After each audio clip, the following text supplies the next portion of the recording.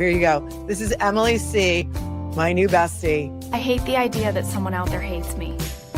I even hate thinking that Al-Qaeda hates me. I think if they got to know me, they wouldn't hate me. This stole the show.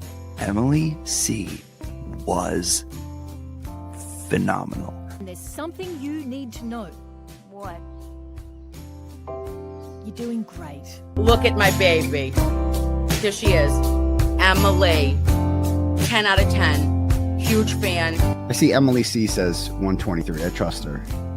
She's really good. Listen, Turtle. You gotta watch your language. I'm already live.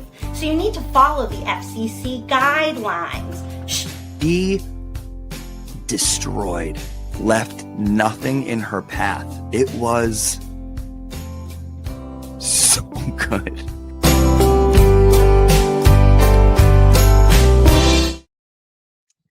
Hooray, it's time for Squirrel School. Hi, everybody. I had such a good day today, and I'm so excited to be here. And before we get started and I bring on my good friend, the expert, I want to give you gifted memberships because I wanted to not forget. So, enjoy, friends. And hi, everyone. That's really fun to do. There's something like so fun about that. Okay, there's 5. And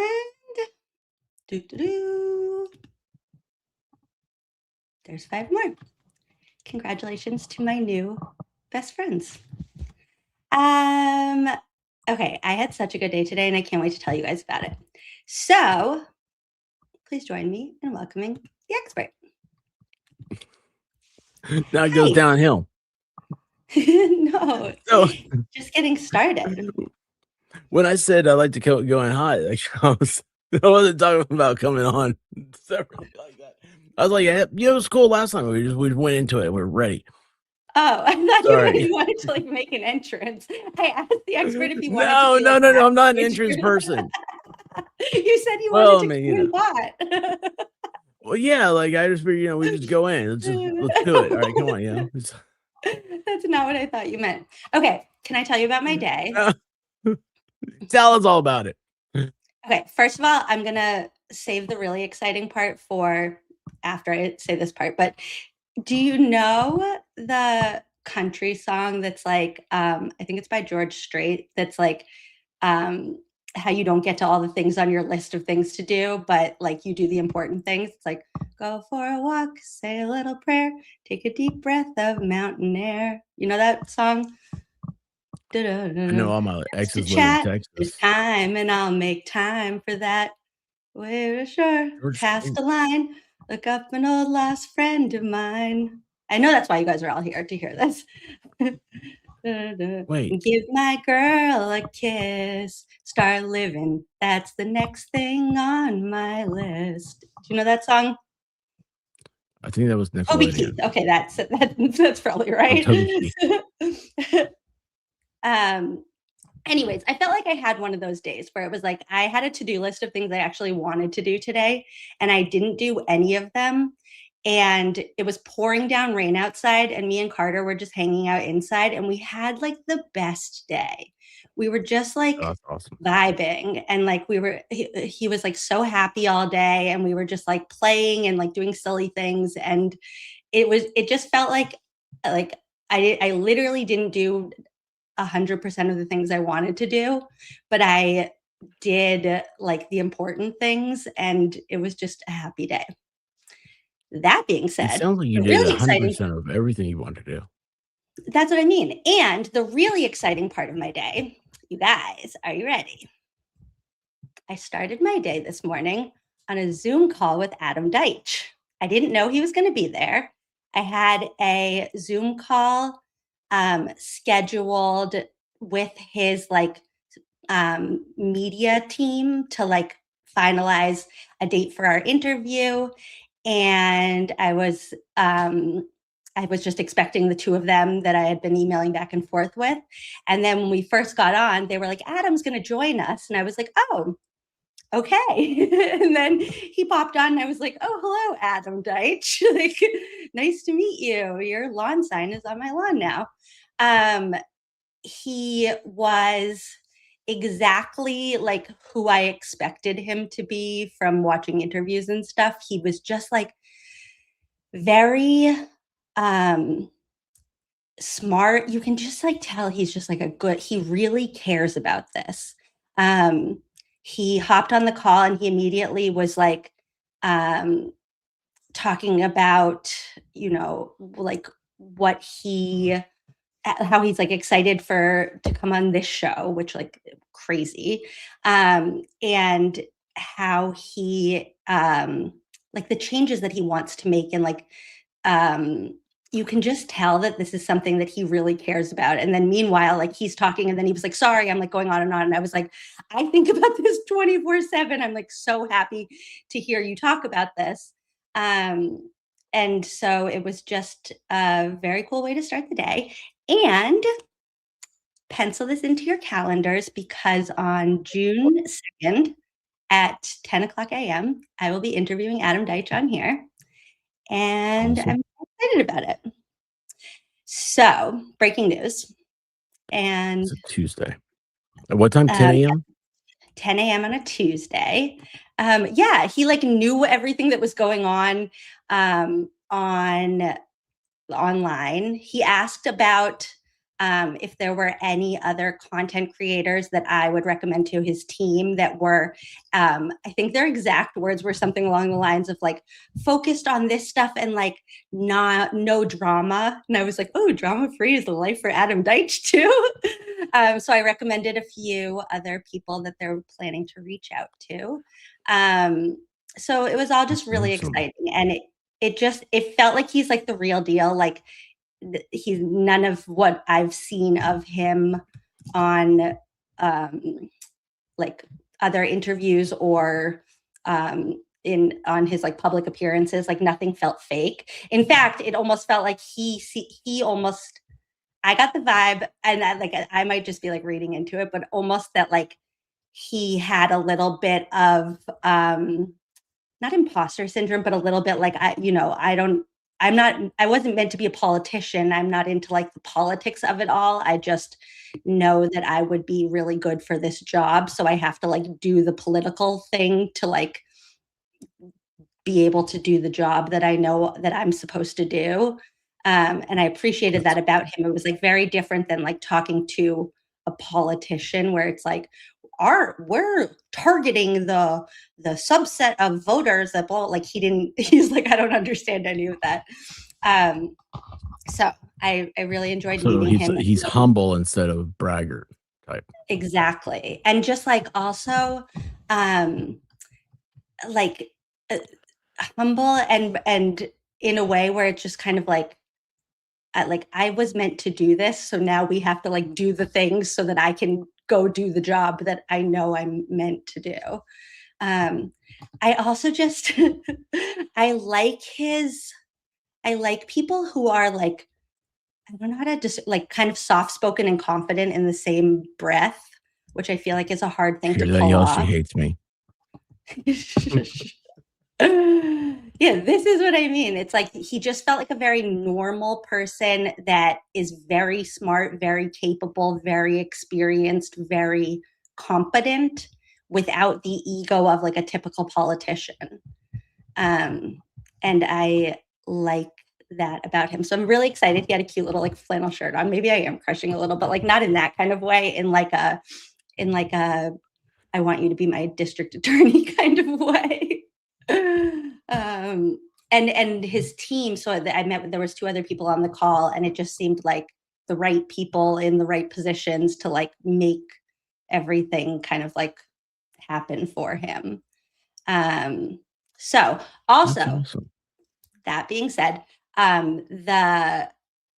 we talked a little bit because I wanted to clarify like what the process is, because a lot of people have been saying like, oh, the election in November.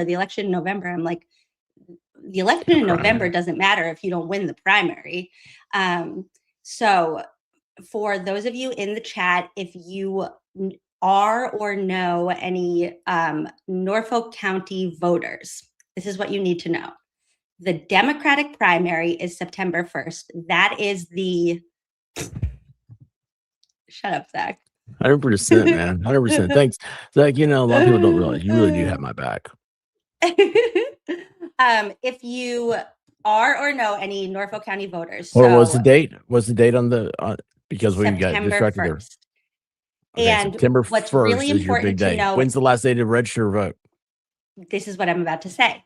If you are a registered Republican and you care about this district attorney's race, and you might have to do a little bit of mental gymnastics to make this decision, but if you are a registered Republican and you care about this district attorney's race more than you care about the governor's primary, because that is going to be the thing you're going to have to weigh, you can change your voter registration to unenrolled, which is an independent voter, and then you can request a Democratic ballot and you can vote for Adam Deitch. If not, then you're not going to be able to have a say in this election, because whoever wins the primary is going to win the election. I did find, how I told you I met that guy at the supermarket last week? He's running as a Republican in this race, and he's the only. That, yes. Yeah, I didn't even know. He didn't even advertise that, which, dude, So he ran for Republican in the for the district attorney. Yeah, in the primary, he's the only one on the ballot for the Republican. So it will be a contested election, but the Democrat's going to win. So really, the Democratic primary is all that matters. So if you feel passionately about the district attorney's race more than the governor's race, or more than the governor's primary, because then you could, if you're registered as unenrolled, you can request a Democratic ballot for the primary, and then you can request a Republican ballot, or no, then you're just voting in the election. Never mind. That's not even a thing. Blah, brain fart. So yeah, that's that. Josie Miller asked if the Commonwealth is supposed to be sending more sidebars. Corey Hopkins is on it. So the answer to that is no, they're not supposed to be, because when they sent the last ones, the Commonwealth was like, here you go, here's the last batch of sidebars. And Corey Hopkins was like, knock, knock, knock. Actually, excuse me, hi. I'll see your face off if you don't give me the rest of them. Respectfully, thank you. So, yes, she's on it. Yes, please. I've just been talking. So if you are in Norfolk County, check it out. It's 35% Democrat, 12% Republican, and 52% are unenrolled. That seems like there's a reason specifically for that. And I know in Tennessee we have open primaries, and which is always everybody one side always gets upset that another side comes in, but our political makeup is, say, how Massachusetts is statewide. Ours is that way in sections, and so people have gone and they vote in the primary because that's their only chance to vote, to partake in the election. They want somebody who may not be 100%, but it's more their style. So if you are, it's 12%, guys. So all the unenrolled people and everything else, listen to Emily. If you're part of that 12%, unless you're going to lose your bona fide status, which I would not encourage anybody to lose bona fide status. That may be quasi legal issues. I don't know how your elections are up there, election laws are, but consider what Emily says. Music to my soul asked when the interview is going to be. I unfortunately had an ad play over it right when you announced that. Okay, well, first of all, this is an unsponsored ad for YouTube that whatever it's called, premium. YouTube is so worth it. I used to have ads, and it's literally life-changing to pay the couple bucks a month if you watch YouTube as much as I do. The interview is going to be June 2nd at 10 a.m. Mark your calendars. Yes, that's a really good point about the primary. Thank you. Okay, here's the plan for tonight. We are going to jump right into Squirrel School. Hooray, it's time for Squirrel School, the best part of my day. That makes me really happy every time. I love it. Absolutely love it. And I found out yesterday that you get limited, even though I'm paid for the. I mean, it's the basic part of Groach or whatever that is, the AI, the Elon Musk AI, the XEI. But they only Mhm. they limit you. I got limited, but I still had a squirrel that was colored in crayon. I got that part out of it. Will be but like, wouldn't let me talk to it. it will be like, Grok is busy right now. And I'm like, you're literally a computer. Like, that's rude. It's like, sign up Yeah, for it's so premium. Otherwise, frustrating. I'm busy. Right? It's so aggravates the heck out of me. And they change the rules, it feels like, every day. Yes, I did. Thank you so much, Hedgehog in Space. I think I uploaded them. I have a whole list of things for the Voya site that I've been meaning to do. And I think I got to that one, but if not, it is like next on the list. My Croc is a grifter. I was gonna that's awesome, dude. I'm like so anti-clutter on my computer desktop. And right now it's just like a mess of like zip drive folders of things that I like keep meaning to upload and stuff for the FOIA site. So it's happening. And I really appreciate that you emailed those. So thank you. Okay. Here's what we're doing in Squirrel. What's that? Email would keep files organized, wouldn't it? I have everything on my desktop, and I hate it. I can't find stuff now. I just learned something, y'all. I never thought about that. I don't know. I'm kind of known for not doing email. Hey, look at that. The wizard. I don't know what this is. The Wizard of Ozone basketball. Also, we're not doing anything with Jen McCabe. I just made that and then I was excited about it. So then, oh shoot, I don't know what I just did. So then I just made it the thumbnail, but I was really excited about it. Oh my gosh. Okay, hold on. View. How do I not? Oh, I should tab bar. Nope. Is the Tin Man blue because of the nickel plating process? Poisoning? The Tin Man is blue because I refused to use AI to make this, and I was only using Canva because I was saving the environment, and that was the best that Canva would do with a filter for Brian Albert's creepy face. Okay. I think I understood way too much of what you just said. I want to not. Well, whatever. It's fine. I want to not see that part that says docs, but whatever. I guess it's there forever. Okay. Customized toolbar. Is that how I can get rid of it? No. Whatever. Wait, are you doing a window or are you doing a, let's see, what is it? You hit the, you do share and then it's, you share screen and then you can share window. That's what wait. What are you sharing? Hold on. I did, stop screen. I did share window. How do you share screen? Or should I just do it like, hold on. I get what Make sure you don't have anything in your screen that could be incriminating. Evidently, some people put pictures of themselves getting dressed on the internet. I don't know. Oh, no. I don't. Because I'm always pantsless.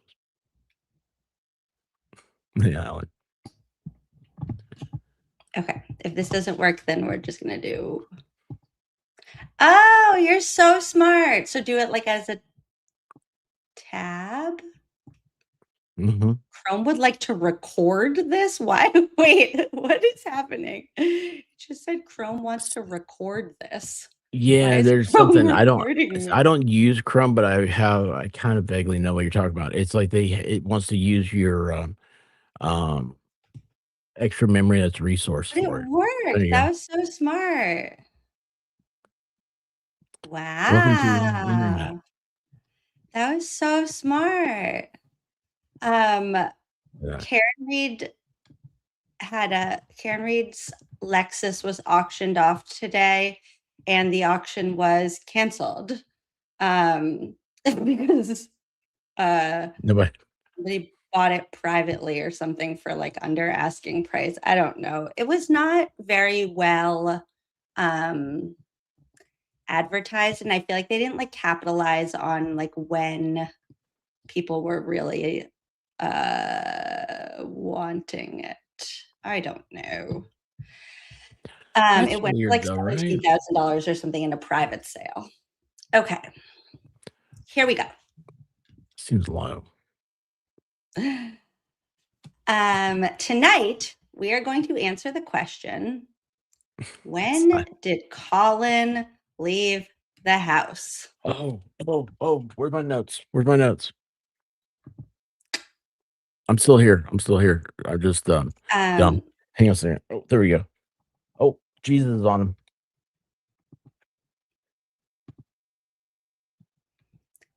yes, to continue about the auction or non-auction, they did fix the taillight. So a JB Auto Body That Shop seems like took the car and fixed it all for free. And then it was supposed to be auctioned in January, but then like Howie Carr was in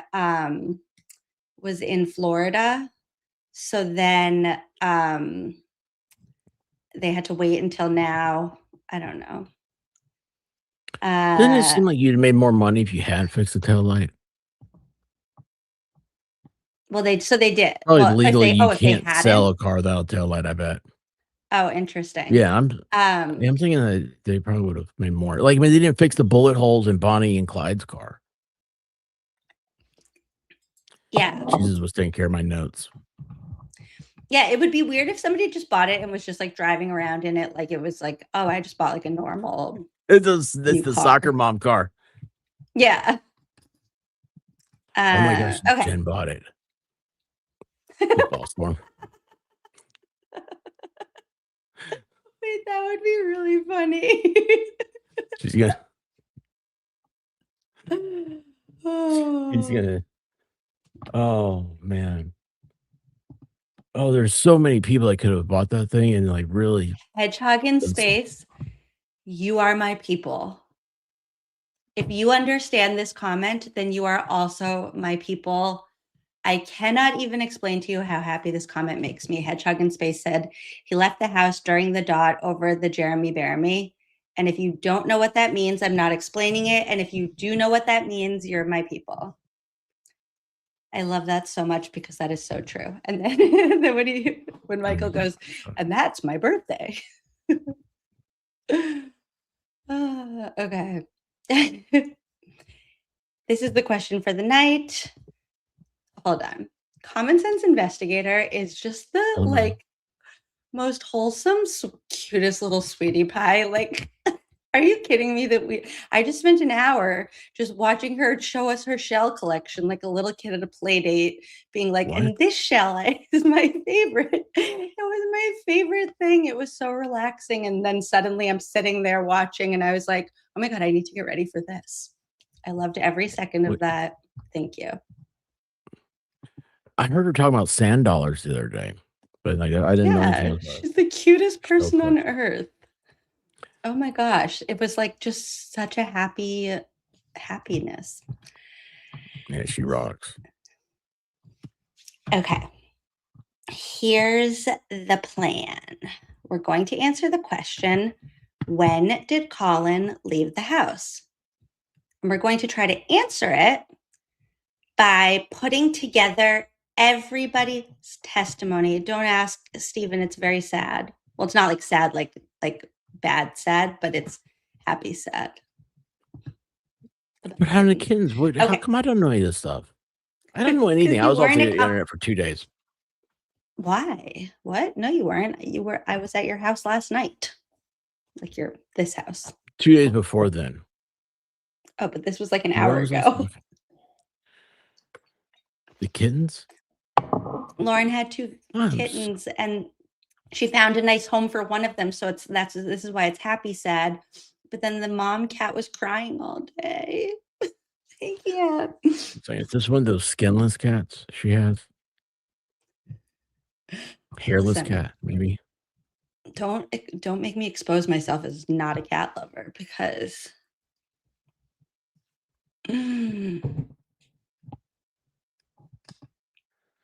a lot of pretty Zach colors sent on the screen. $5 and said the Lauren I know said my butt look Zachary like my face. She was talking about your butt. That's not even a lie. I'm still crying from my feelings being hurt. Okay, here we need to focus. We're in Squirrel School now. We're not just like on Lauren's little wholesome channel where we get to do silly This is things. usually when it becomes my fault. I'm just like, what did I do? I'm sitting here. I don't know. This is me. I know you did it, even if I didn't see you. Also, do you know that this is our 12th Squirrel School class? So you actually can't keep saying like, oh, I don't know anything, because then that just means I'm not a good teacher if you don't know anything at this point. No, listen. Did I say this last night? I think I feel like I did. You have released a lot of critical thinking with me, and I still there's this part of me where I feel like I'm scared to go down certain paths and like listen to certain things because there's a lot of drama out there now and all this other stuff. And then like I get on something and I just can't stop thinking about it. I'm like, I don't think we've gone over any of this, what I'm thinking of. And you know, I think tonight's going to be like all new stuff that we haven't gotten to that I think will like answer a lot of questions for you, because I feel like there are some like little side stories that we haven't touched on that are important that we're just going to all put together now. So the question for tonight is, when did Colin leave the house? And we're going to answer this by putting together the testimony of all of the people who were in the house. And yeah, here we go. Just jump right in. To start, you need to know why this is a question at all. And the reason why this is even a question that we don't, like in a normal trial, we should know the answer to this. There should be evidence, like the investigators who are in charge of trying to figure this out should have done the things that they need to do to figure out what time one of the, at the very least, a witness, what time they left the house. The reason why this is a question, I just saw the subject of your email. I hope that you don't get upset that this is actually not Wizard of Oz themed at all, but I just really got excited about calling it the Wizard of Ozone basketball. yeah, like that. Like when I saw that, I have zero idea what's going on. If I'm supposed to, then I feel like I let you down. No, Ginny loves the Wizard of Oz and has 3 Wizard of Oz rooms in her house, and everything is Wizard of Oz. It's like really cool.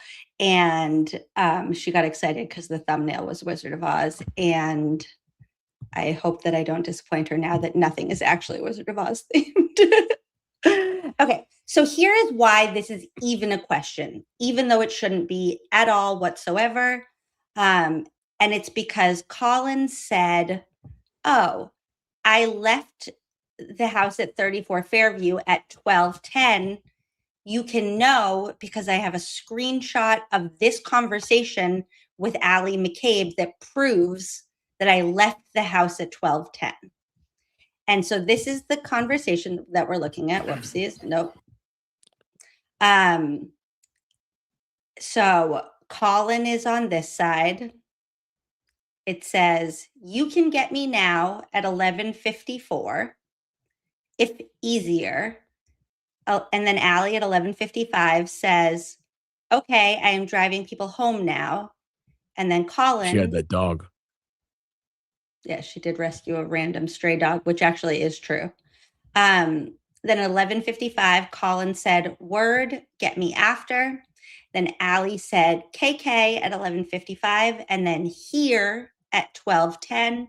And then Colin said, "Okay" at 12:10.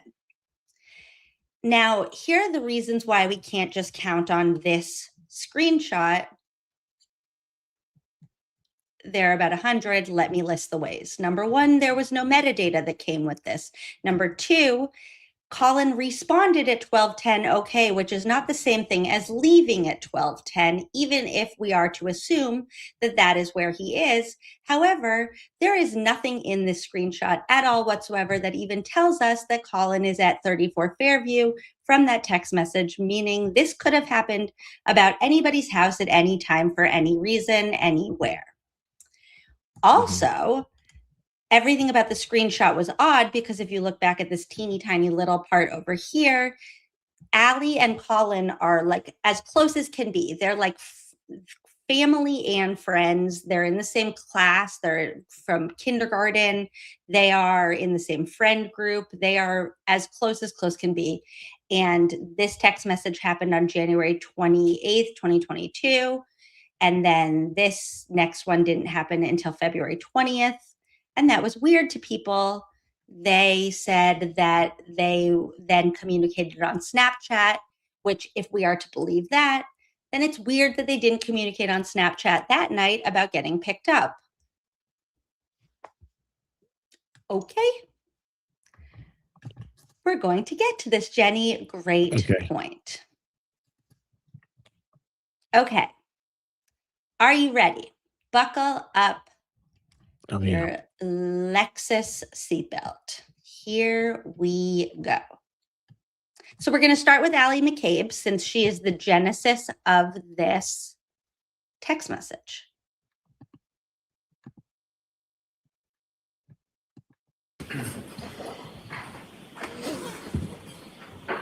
Whenever you're ready, Mr. Lally. Thank you. Good afternoon. Good afternoon. Could you please state your name and spell your last name? Allie McCabe, MCCABE. And where do you live, ma'am?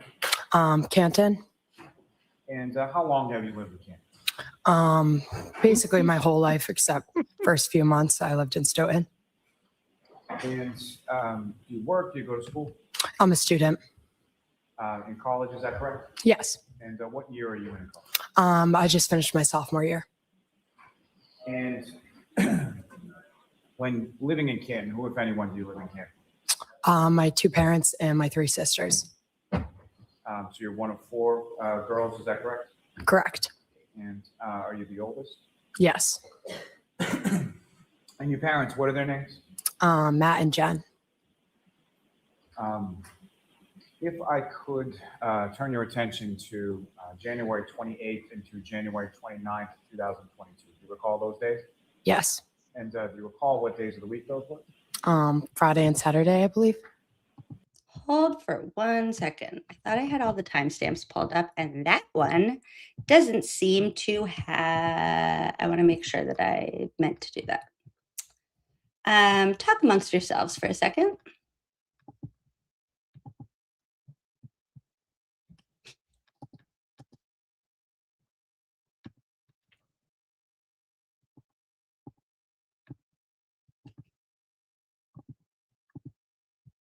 I'm muted.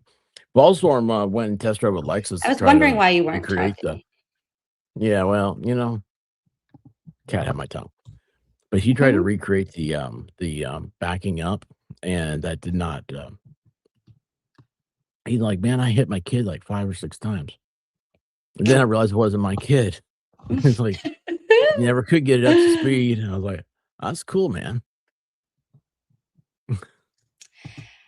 Allie in Texas asked he if really we could, did though, and he said he didn't have enough power. Sorry. I don't think you can FOIA something that wasn't ever like in a. You can't just like FOIA random security camera footage unless it was already like in an exhibit in court or something like that. You know who should have done that is the police who were supposed to investigate this.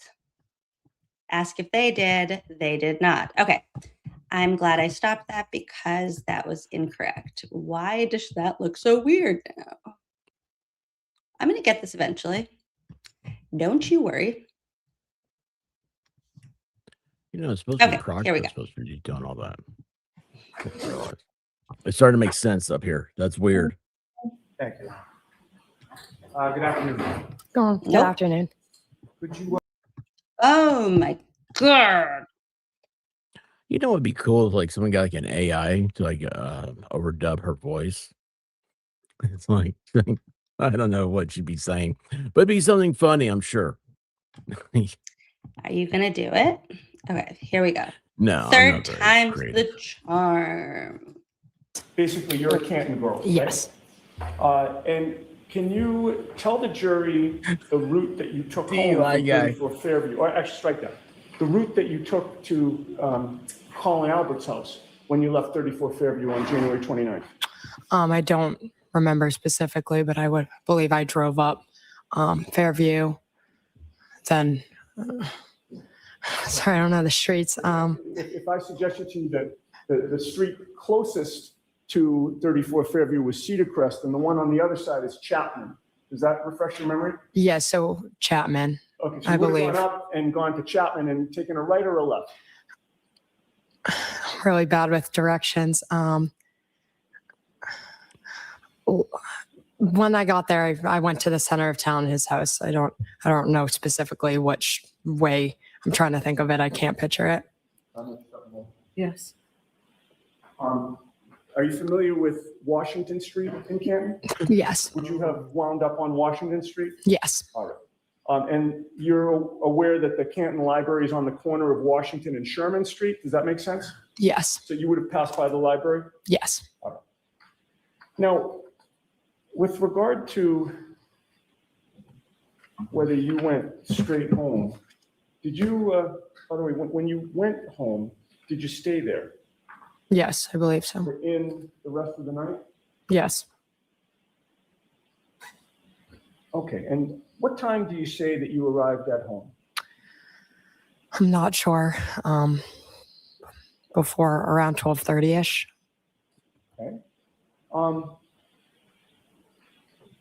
With regard to Life 360, would you agree with me that if you go on that app and you're trying to figure out where somebody in your family is, there's and let's say you want to know if somebody's home. There's like a circle that surrounds your home, correct? Yes. So once you enter that circle, you know that Life 360 gives an alert that said you arrived at home. Even though you're physically not walking in the door, you're within that circle, and that's the home. Let go. Right? Yes. On January 29th of 2022, at 12:04 and 53 seconds, you arrived within that home circle, correct? Correct. And then at 12:06 and 55 seconds on January 29th, you left that home circle, correct? Correct. And then on January 29th of 2022 at 12:23 and 14 seconds, you completed a 7-mile drive where your top speed was 42 miles an hour. Does that make sense? Correct. That's too fast for Canton. And then you left home I'm sorry, how fast was that? Was too 42 fast? miles. on an hour. January 29th of 2022 at 12:23 and And just to be clear, the reason we needed to start with this is because her GPS tracker does not align with her story at all. So we'll get to Colin in a second. But first, you just need to know that everything that's coming out of her mouth about where she was is potentially not true. She is very pretty. I had no idea about 14 this whole seconds 360 as thing well. until And what that probably we were means, talking. reading between the lines, is that you entered that home circle, but then you didn't go home. You went through the home circle and completed a 7-mile drive somewhere, right? I guess I thought I went home. I'm not. Your Honor. Okay, I'm sorry, I didn't hear your answer. I believe I went home. I Okay. was completing my drive out my house. All right, but at 12:26 a.m. on January 29th, you left home again, right? Objection, Your Honor. Did you leave home? I don't know. I don't remember. All right. And at 12:26 a.m. and 12 seconds, you arrived at the Canton High School, correct? No. On January 29th of 2022, at 12:26 and 55 seconds, you completed a 1-mile drive where your top speed was 43 miles per hour, right? I don't believe so. And then at 12:26 and 55 seconds. How would you know that so on January accurately? 29th, you left Canton High School and arrived at home on January 29th of 2022 at 12:29 and 28 seconds, correct? I do not know. And then after arriving home again on January 29th of 2022 at 12:29 and 29 seconds, you completed a 12-mile drive on January 29th of 2022 at 12:31 and 22 seconds. Did you not? No. And then you left home on January 29th of 2022 at 1:08 and 15 seconds, right? I don't believe so. No, it's all And just ultimately, you went no. So through she the leaves home at 12:30. and the Canton High. It comes back at 1:08. So the way that Life 360 is like programmed is parents can set up like circles for their kids where it's like you have your home circle. That's like anytime you're like in the neighborhood of your house, you're in the home circle. So clearly the way that hers is set up, her school is a circle, her home is a circle. She probably has like her best friend's house is probably a circle. So it will recognize if you get like within the circle. So let's say for her high school, they might not just have the high school circled, but they might have the whole neighborhood, like the soccer fields and the houses, a couple of houses on each side around it. So if your phone ever enters that circle, then it recognizes like, okay, you're in that bubble. And her original, so it said that she was home at 12:04, left home at like 12:06, in the Canton High School bubble at 12:29 or whatever. Meanwhile, she just is saying no to all of it and saying that no, because she was picking up Colin. So let's go over here now to when she claims she was picking up Colin.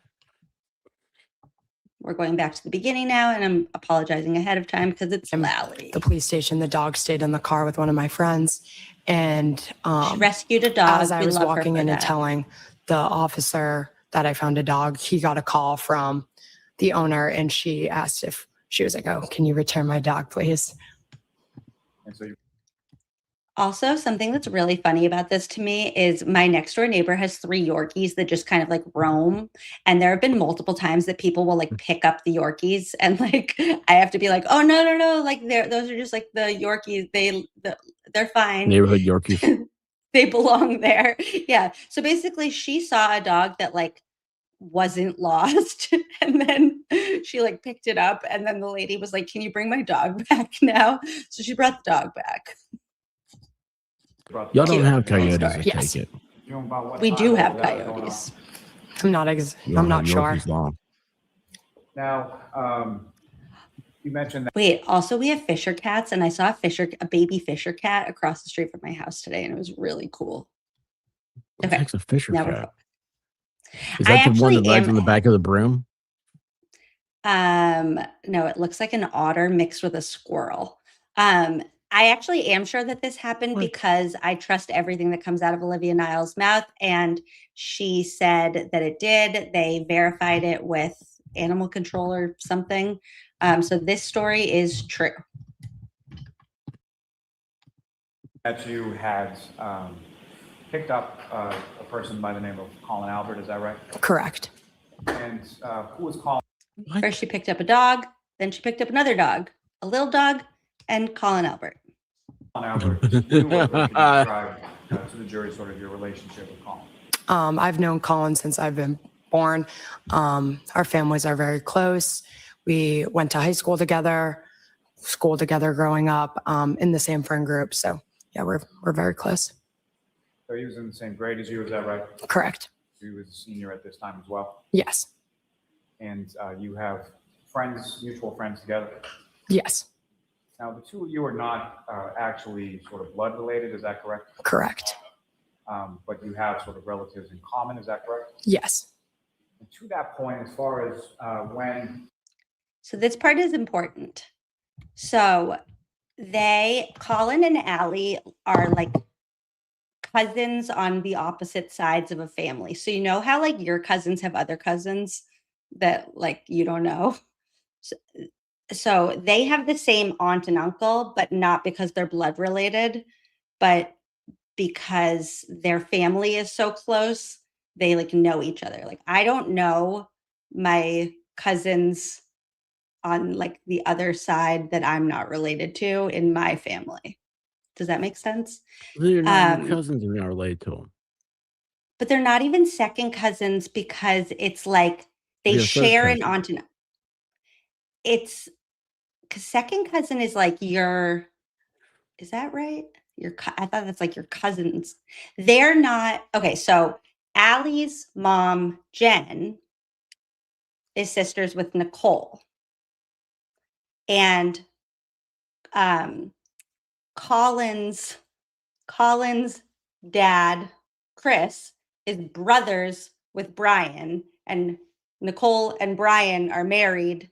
So that, yeah, it's like they're cousins by marriage.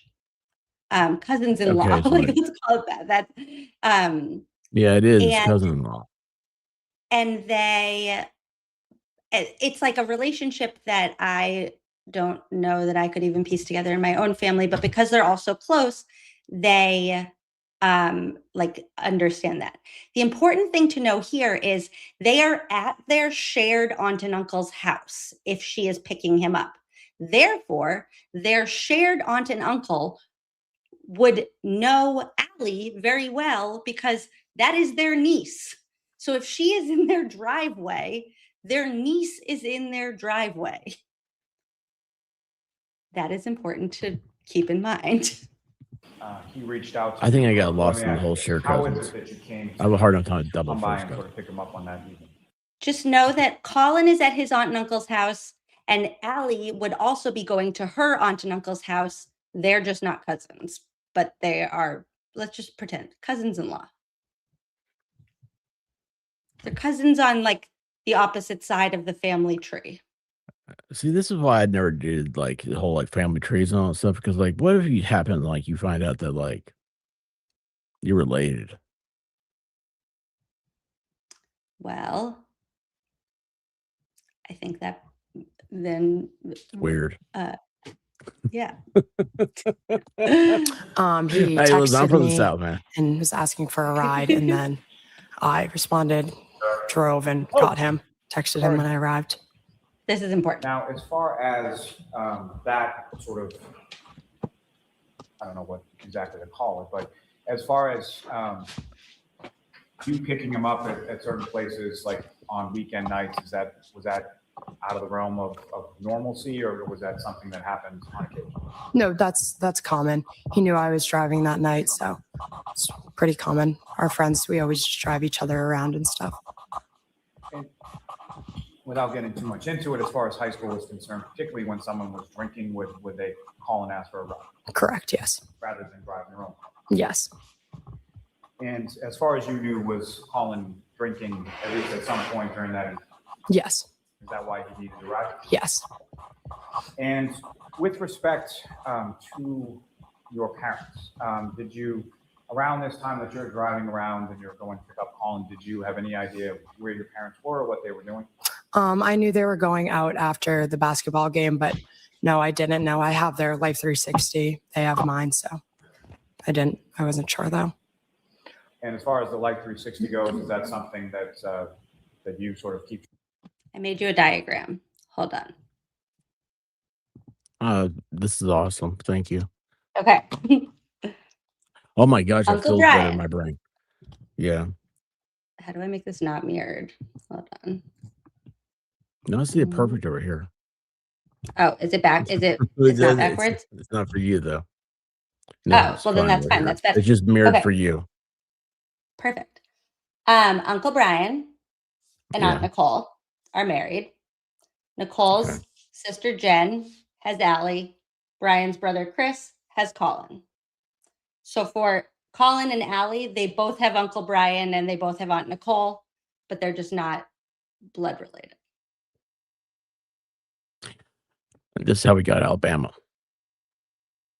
Well, that would only be Alabama if they get married. But they're Yes, you get it. not. Okay, Still hurts my brain though. Sorry. back to Didn't mean to Al. distract. Track of them, or they. I agree with It's Fervent. more them keeping track of me. Now, you know. I think she smiled like she's a wild child. That you first get sort of a Colin reaches out via text to pick him up. I believe it was around midnight. Not exactly what sure exact, but around midnight. And did you know where he was? when Somebody you just asked him to reassure come her. up? Yes, the Albert's house, 34 Fairview. She's talking to the jury when And is she that looks a creepy house like that. You're familiar with? Yes. And what, if any, relationship do you have to the people that live at the Alberts house? My aunt and uncle and my cousins. So Brian Albert is your uncle, correct? Correct. Paul Albert is your aunt. Correct. How is she your aunt? Is the father's side, your mother's side? My mother's sister. And Colin Albert, obviously last name Albert, he's related to people at Fairview as well. Correct. That's sort of on the other side of the family. Correct. And do you know what, as far as your conversation with Colin, do you know why he was over that house that night? It was little Brian's birthday. And so he had gone over for that purpose and you went by to pick him up. Yes. And do you recall where you were or sort of who you were with when you first get that text or communication from Colin to pick him up? Yes, I was at another friend's house. After I drove Avery and Danielle home, I went somewhere else. You drove with the two friends that you were with earlier home and then you went somewhere else? Yes, I believe, And yes. Is at that point did you get a text from Colin? Yes.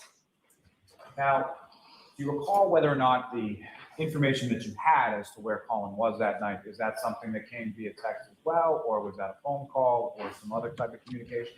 So Lally is now asking that question to do some shady stuff because it is clear in their text messages that Colin never said like, hey, I'm going to baby Brian's birthday or whatever. So Lally is trying to be like, hey, so you didn't say where you were, like Colin didn't tell you where he was. How did you know to go there in your fake text message? So now she's like, oh, I just knew. I knew he was there. Could have been a phone call. I'm not sure. So were there a variety of different ways that you would have communicated with Colin around that time? Yes, there's other apps as well. Yes. Do either one, Colin or her, Allie, do Yes. they live in this What kind house? of apps were there? For example, like No. Snapchat. So you had each other's sort of Snapchat information, phone number information, call, text, snap, could have been any of those things. Yes. Now, when you get that communication from him to come pick him up, about how long a period of time was it from the time that you get the text from Colin to the time that you arrive in the area there? I'm not sure. And you're familiar with that home at 34 Fairview, right? Correct. Place you've been to countless times before. Is you're related to the people that don't? Correct.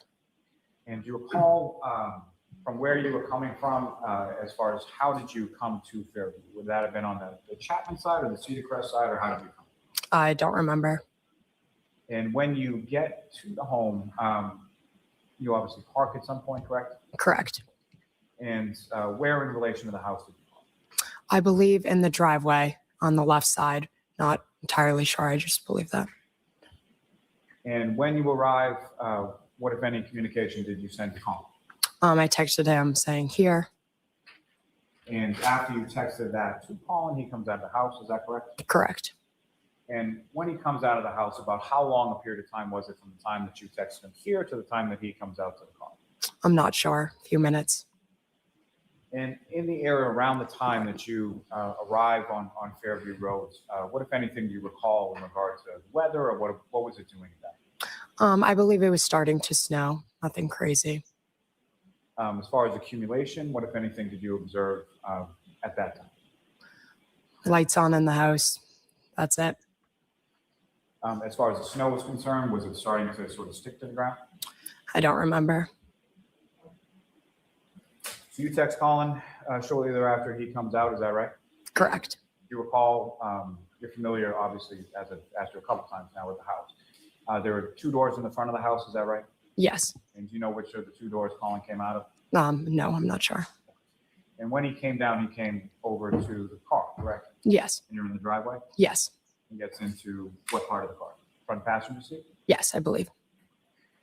And from the time that you, so when you leave from there, where Wait is a it? second. There's 2 doors going into his the house, and then my house. and she doesn't know which Drop door him he off came at his in. house?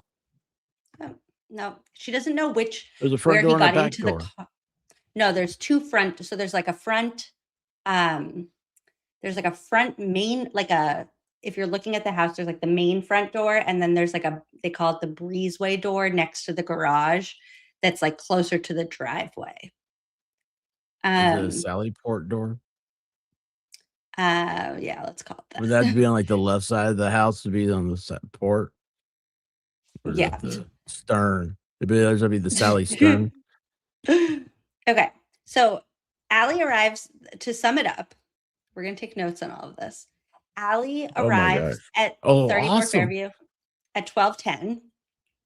Mhm. She sent a text that Colin replied to at 12:10, and then he came out a few minutes later. So that puts him leaving 34 Fairview at 12:14, right? Like, she sends the Okay. text, I'm here. He says, okay. He says goodbye to everybody inside. He walks out. He gets in the car. He leaves, right? Mhm. Okay. Some things that the chat pointed out that I just want to make sure that we highlight to you is Colin is there for Brian's birthday, his cousin Brian's birthday. Yeah. Allie is also cousins with Brian.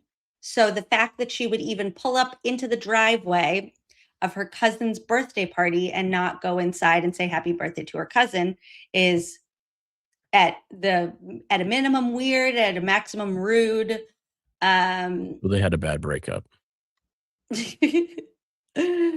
Okay. I don't know. One more The thing. cousin-in-law that's thing important- is still got me. Sorry. Okay. This Not one more trying to be- thing that's very important moment in Allie's testimony. With regard to, did you get rid of your prior iPhone, or did you upgrade your iPhone? Upgrade. And that would have been in December of course. 2022, is that correct? We Yes, don't I have the believe so. text anymore. We don't have the metadata. She got rid of her phone. Yeah, of probably. course. And that could have been a present as far as getting a new iPhone or upgrading your iPhone? Yes. Now, as far as any of the information that you were shown, as far as the screenshot, did you in any way, shape, or form alter or delete any of the content within that text message from January 28th and the 29th with Colin Allen? No. Yeah, I deleted it all. And Yeah, like as if she's going to say that. with reference to changing times or time zones or anything on text messages, before Mr. Yannetti asked you any of those questions, were you aware of any of those things as things that you could do with your phone? No. With regard to Life 360, what, if any, knowledge do you have as far as the accuracy of sort of the timestamps that are contained within that app? Well, I'm not sure, but Objection. on How's she the supposed to know that? photo She's not he showed me, professional. it says like turn Wi-Fi on. So that like remind Allie to turn Wi-Fi on. So that could have affected the accuracy. And that was on literally every.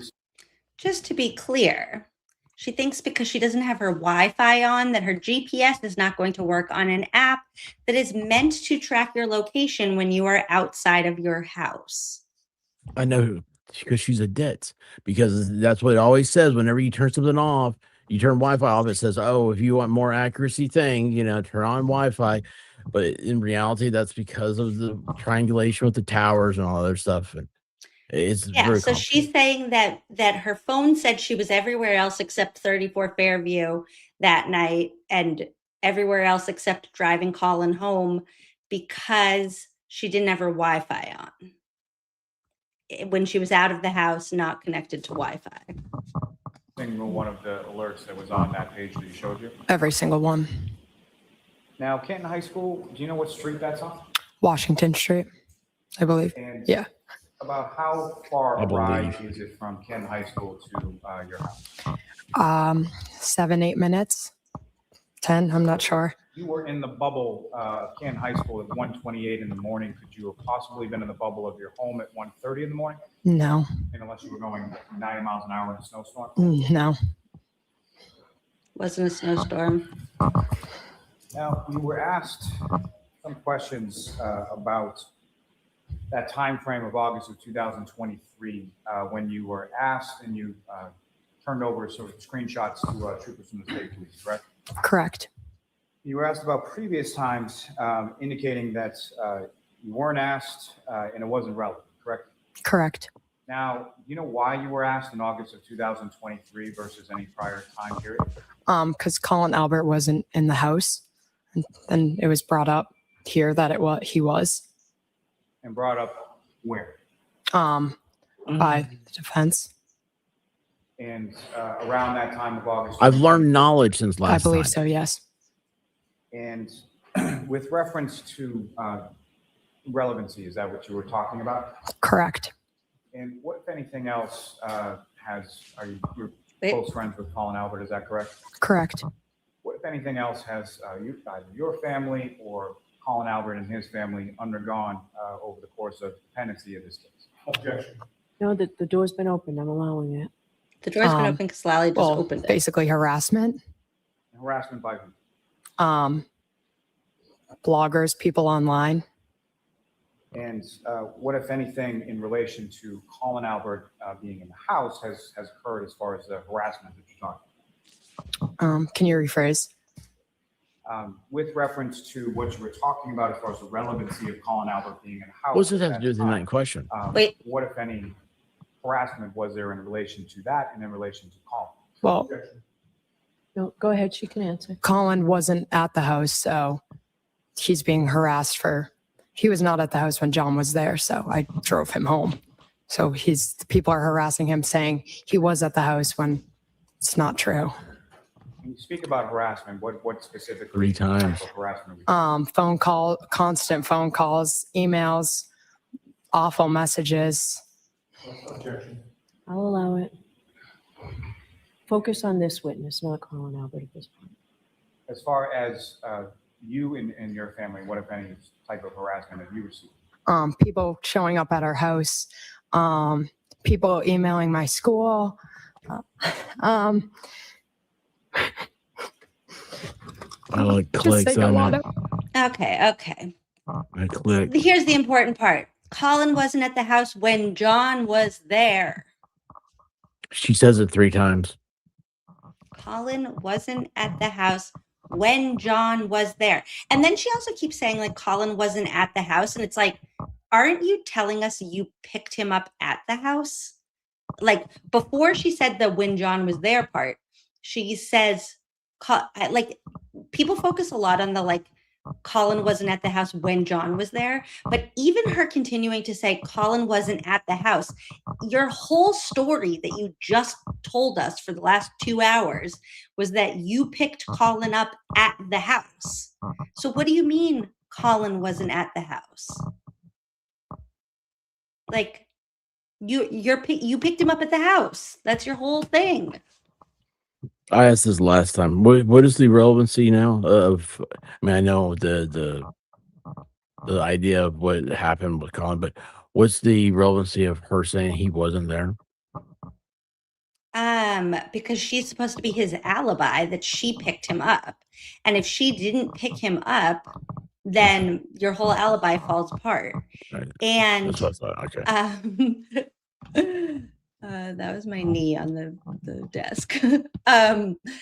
The other thing, I thought you were going to ask, like, what is the relevancy of Colin, which would also be an interesting question, because that's what you're going to get to decide. We don't know what the relevancy of Colin is based on the investigation and the trial.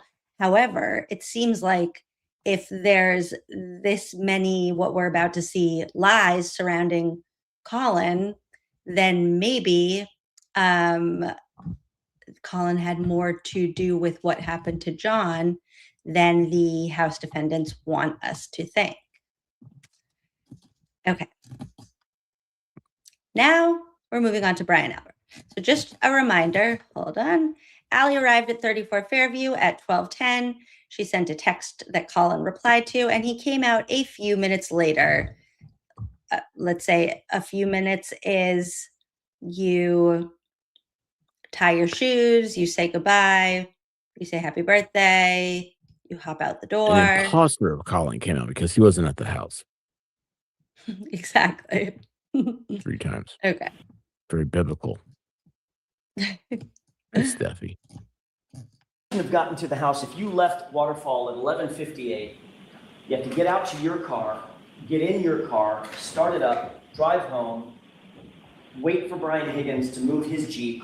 So now this is the question that Brian Albert is answering now, is what time he gets home at 34 Fairview from the waterfall. And again, Brian is Colin's uncle and Allie's uncle. Park your car, then get into the house. That's a fair assessment of the mechanism of you getting home that night, correct? Yes. You wouldn't have gotten into the house until, what, 12:15? Maybe 15 minutes for all that?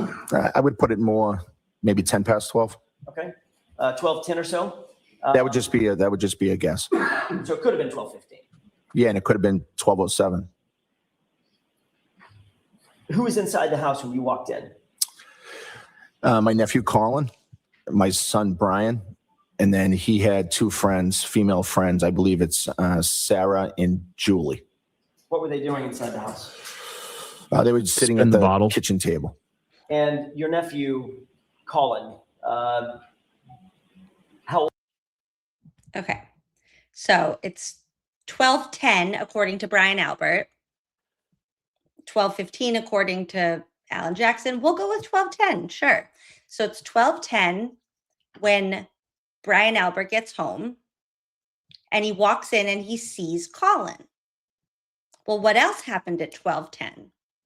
Also at 12:10, Allie pulled up to the house and texted Colin and said, "Here." So Allie and her uncle are arriving at his house at the same time. But not in this multiverse, because Brian never saw Allie and Allie never saw Brian. But Brian saw Colin inside. Okay. Oh my let's find out gosh. some more about You do such a great job of this. Now, there's more. You testified that you went to the bathroom after you arrived home, correct? Yes, after saying hi to everybody, I went. Also, you guys, spoiler alert, I think the bathroom is getting Chloe to go to the bathroom. Just FYI. To the bathroom. Was that upstairs or downstairs? I'm not sure. I have a bathroom downstairs and not downstairs, but on that floor and then upstairs. So I'm not sure which one I went to. When you came I think back, it was upstairs. I'm sorry, I didn't mean to. I think it may have been upstairs, but I'm not sure.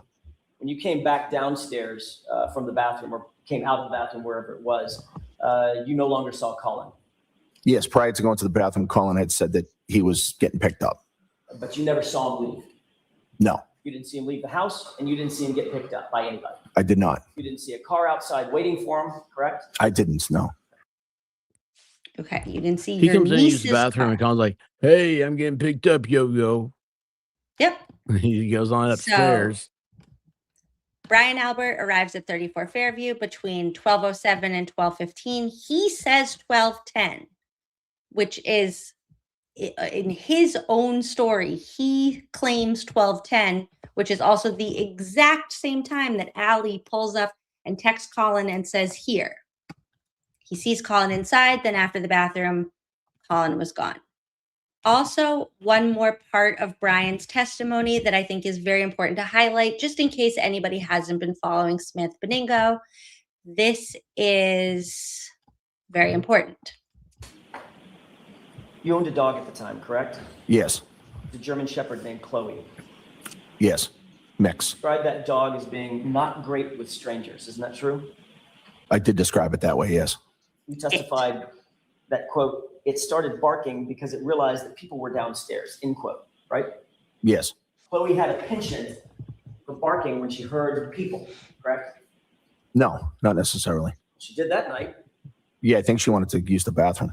Well, that's not what you said in your testimony. You said it started barking because it realized there were people downstairs, right? Right. So your German Shepherd, probably a decent guard dog, if she heard commotion and people, she would bark. Objection. Sustained. You can ask it differently.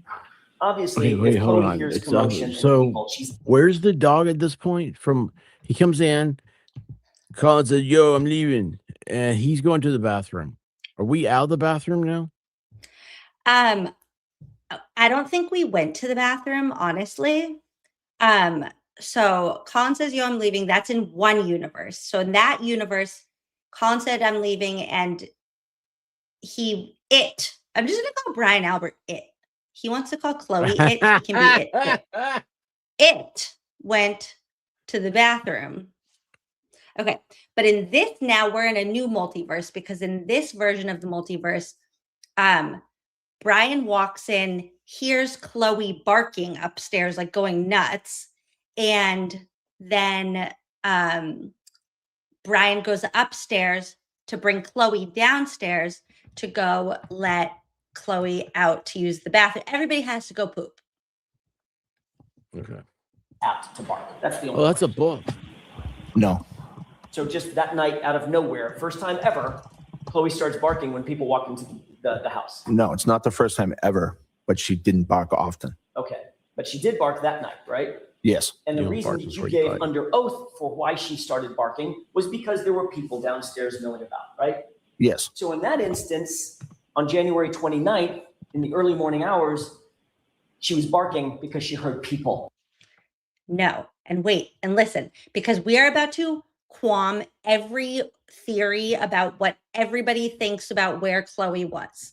So people think the gate was open, Chloe was in the garage, Chloe went in the front of the house, Chloe was in the back of the house. Just wait, because Brian's going to tell us where Chloe was, and then we're going to know. Well, I can't say why she was barking. Well, you did say why she was barking. I let her out to use the bathroom, so I think that's probably why. Except your testimony was it started barking because it realized there were people downstairs. Those are your words, Mr. Albert. Not Right. mine. Okay. Do you stand by those? Yes. Okay. You ultimately did let Chloe out to go to the bathroom, correct? Yes. And then you allowed her to stay downstairs and you monitored her with the others who were in the house. Isn't that right? Yes. As a matter of fact, you testified in that state grand jury. The same. Chloe is downstairs with everybody in the house. Chloe is where the people are. So every theory that has ever crossed your mind about Chloe being in the garage, Chloe being in the side of the house, Chloe being in the backyard, Chloe getting out of a gate. No, Chloe is just chilling with the people where they are in the house with the people. But hold on, I have a question. So he said downstairs, talking about the basement. That's unclear. Well, when he Still- came in just a minute ago, so you were downstairs, and he said that the main. You used the bathroom downstairs, and he said, "I don't remember the main floor or upstairs."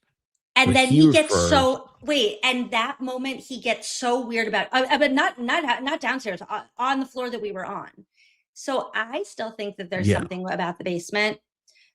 This is why I don't I think do theories, that's downstairs. I mean, that's why I don't do theories, because I think so too. But Samantha Beningo has made a very good argument for why they're just in the family room inside. I still think the flights up and down the stairs. I thought you said Frank and Bingo earlier. I know. No, Samantha Beningo. You know who that is. Yes, I do. I'm sorry.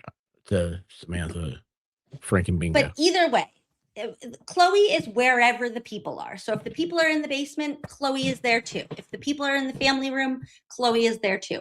Wherever the people are hanging out, that is where Chloe is. And remember, the important thing about knowing where Chloe is that John has dog bites up and down his arm. So wherever Chloe is, that's where John is. And Brian just told us Chloe is in the house partying with the people. Well, Chloe, he also said, Chloe was just upstairs being like, I want to be where the people are. And then she got to be for a minute. It got to be with the people. And then it went crazy when there was a fight. Okay, let's listen to that one more time. Just so that I never have to hear another nonsense about some theory about Chloe being in the garage, because I'm tired of hearing about Chloe being in the garage because nobody puts her dog in the garage, not even these psychos. Probably why. Well, if the Except your dog was in the testimony was garage, it started that would be barking. why it would bark. But it wasn't in the garage. No, it was she was upstairs. She was upstairs. It would have to be, was it crated upstairs or was it locked into a room?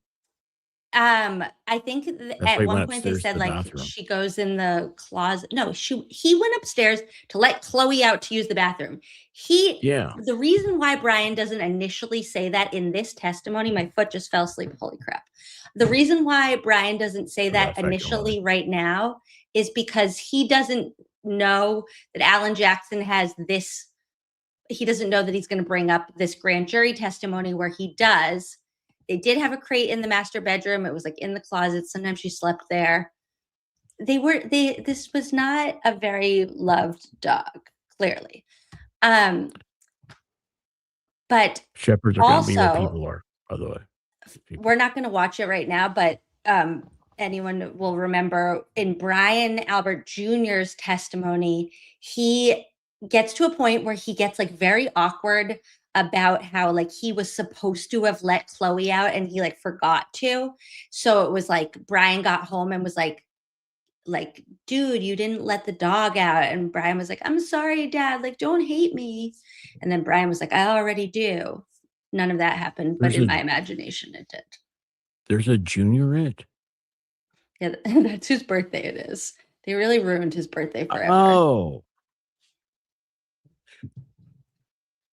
Okay. Oh, but man, so he was so- supposed to let the okay. dog out. Brian Albert gets home. It's like, kid, like, what the hell? Like, Chloe won't shut up. And he was like, oh, I forgot to let her out.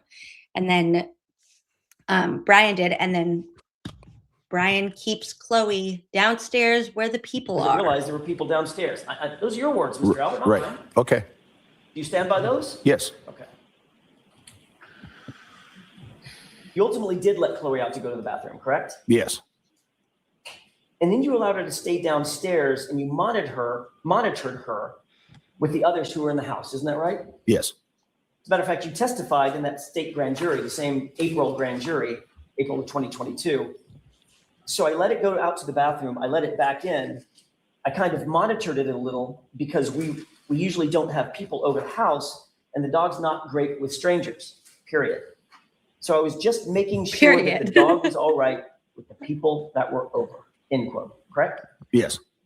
So in fact, you did keep Chloe downstairs at least for a period of time with people that were over, right? Yes, for a few minutes, I think.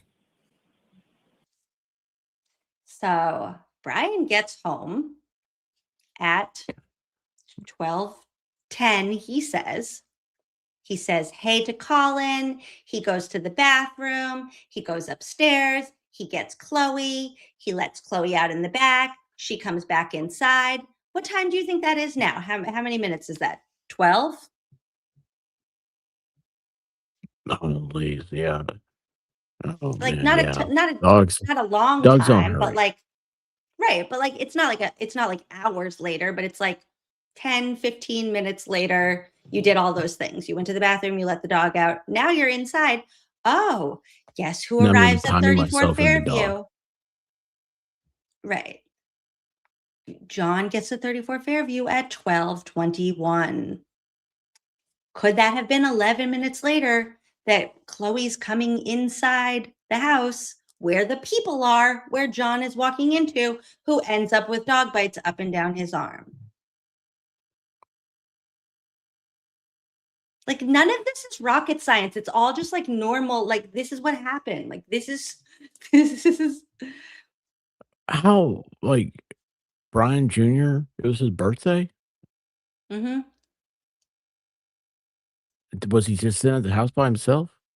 No, he has those two girls, Sarah and Julie are Oh, over. that kind of And then there were a birthday. couple other girls.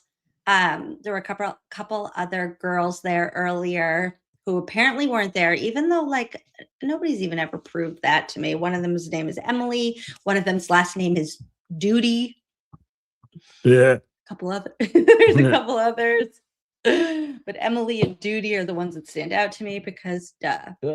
Also, when you guys were in the chat doing, hold on, talking about who let the dogs out, this just reminded me of Who? this is I'm like doing the Squirrel School thing tonight, but okay. When I was teaching, there was one year that song "Turned Down for What" came out, and it was like really popular. Okay. Oh my gosh. So one of my students walked into the classroom one day and goes, "Turn down for dogs." And I was like, "What?" And he was like, "Turn down for dogs." And I was like, "No, Cameron, turn down for what?" And he was like, "For dogs." And I was like, no, Cameron, like, turn down for what? Like, and he was like, "For dogs."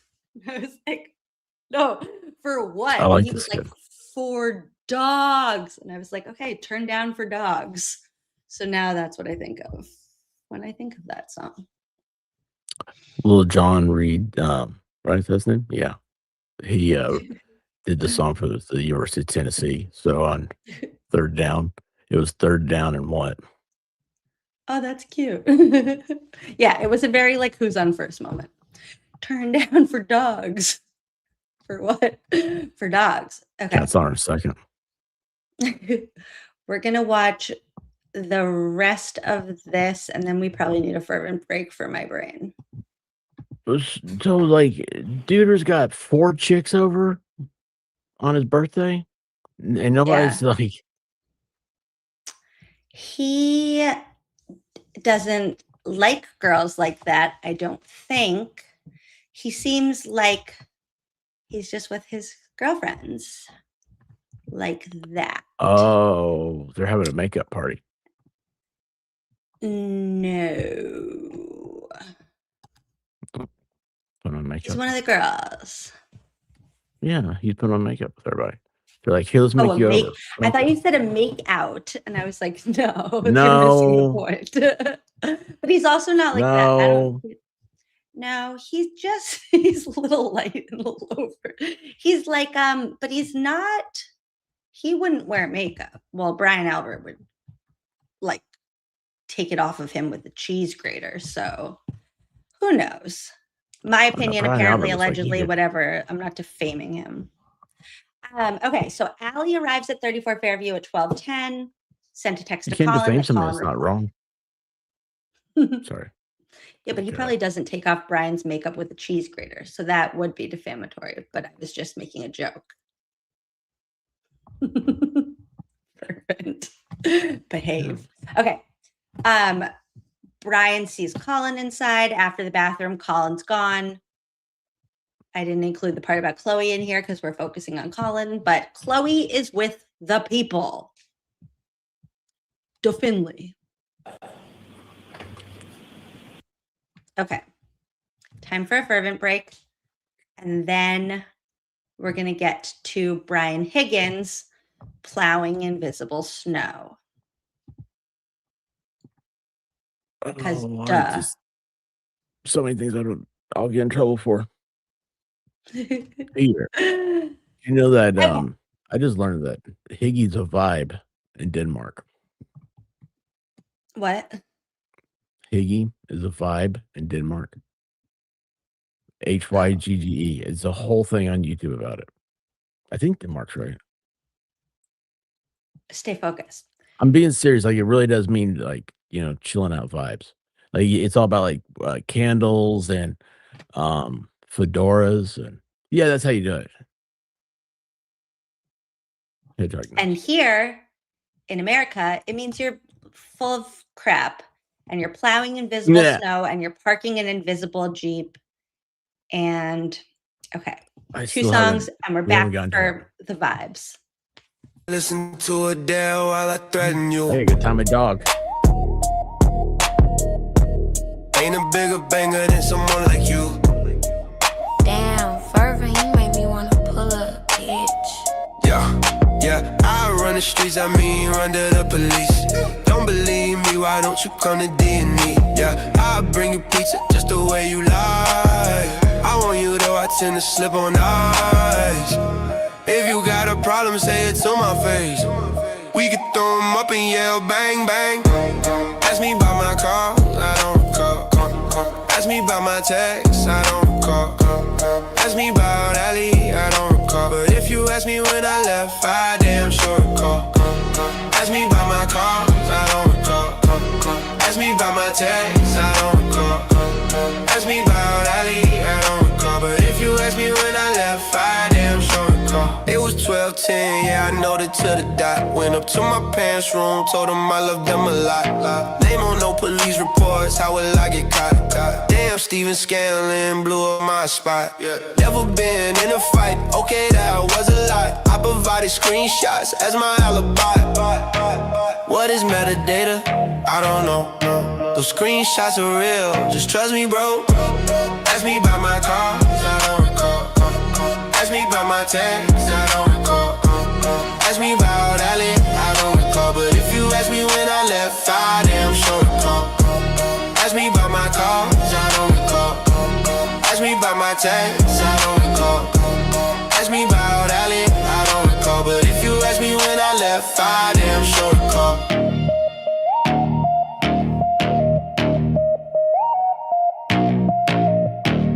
Fucking bleed before I hit your shit, before I run your shit, before I fucking chug a beer and hit that shit. The life of a proctor, defender. Send some text that might offend you. Lose your gun while you're out on a bender. That's the life of a proctor defender. That's the life of a proctor defender. That's the life of a proctor defender. I don't even know why this is in the news.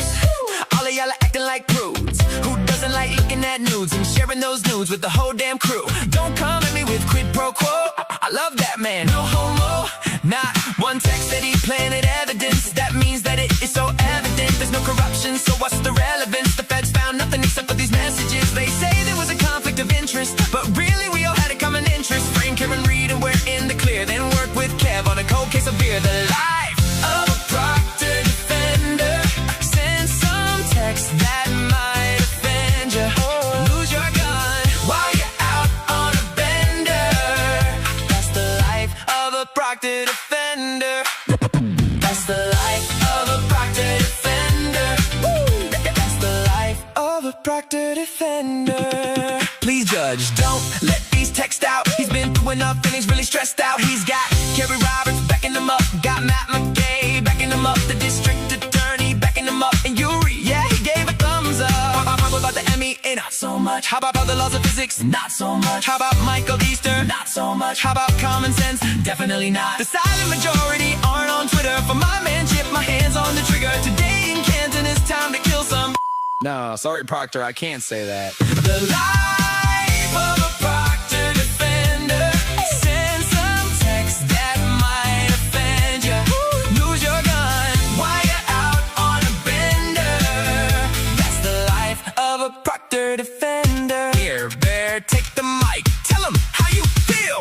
Bitch, get out of line. I call her a whack job. Then I wonder why I got fired from my last job. All these Twitter trolls say I'm looking like a fat slob. Tell the FKR crew they're gayer than the flash mob. If I go to jail, please pick the right cellmate, cause I probably pissed off every single inmate. They say orange is the new black, and as you know, I don't really like black. I can't help that. They annoy me. The only hood I like is white and pointy. Oh! Okay, Jesus, Bear, please step away from the mic. White and pointy. Stop, stop, you're making it worse. It's hard to defend you sometimes. The life of a Proctor defender.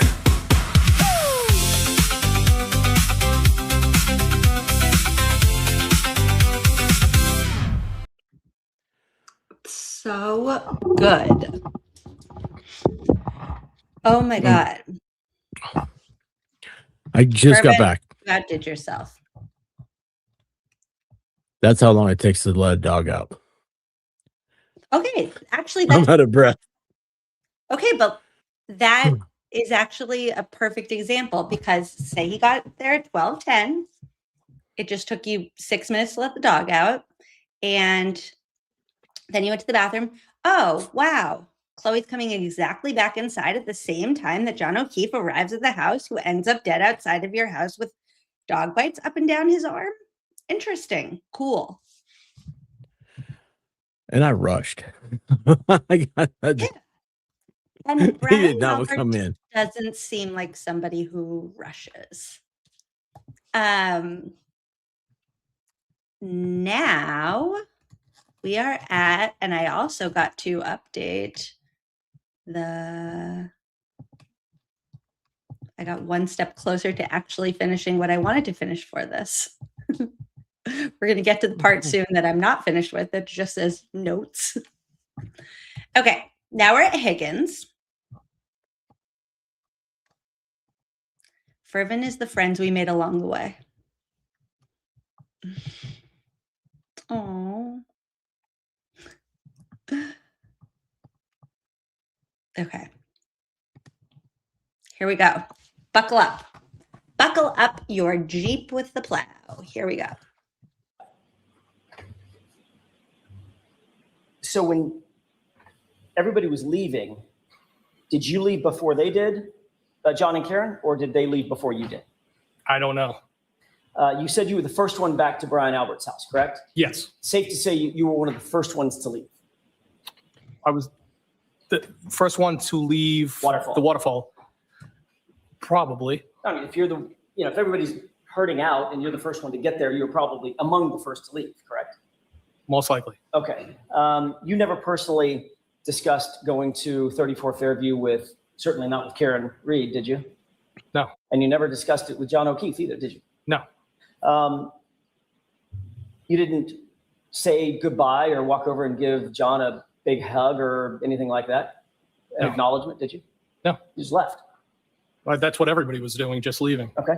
You too, correct? I did leave, yes. No, I'm still there. At that point, all you knew was Literally that you just were gonna going say over to 34 Fairview. You did not know who else was invited over to 34 Fairview. My impression was that it was an open invitation, and I planned on heading over there. But you did not know who else was coming. I had no idea who was coming. And you didn't say goodbye to John, correct? I don't think I said goodbye to anybody. And you didn't talk to him about coming over to 34 Fairview. No. Yet at 2:20 in the morning, He didn't talk to anyone because no one invited him. O'Keefe, you coming here, correct? At 2:20? Sorry, 12:20. I did. And that had 3 question marks behind it, correct? Yes. Did you text Karen about coming over to 34 Fairview? No.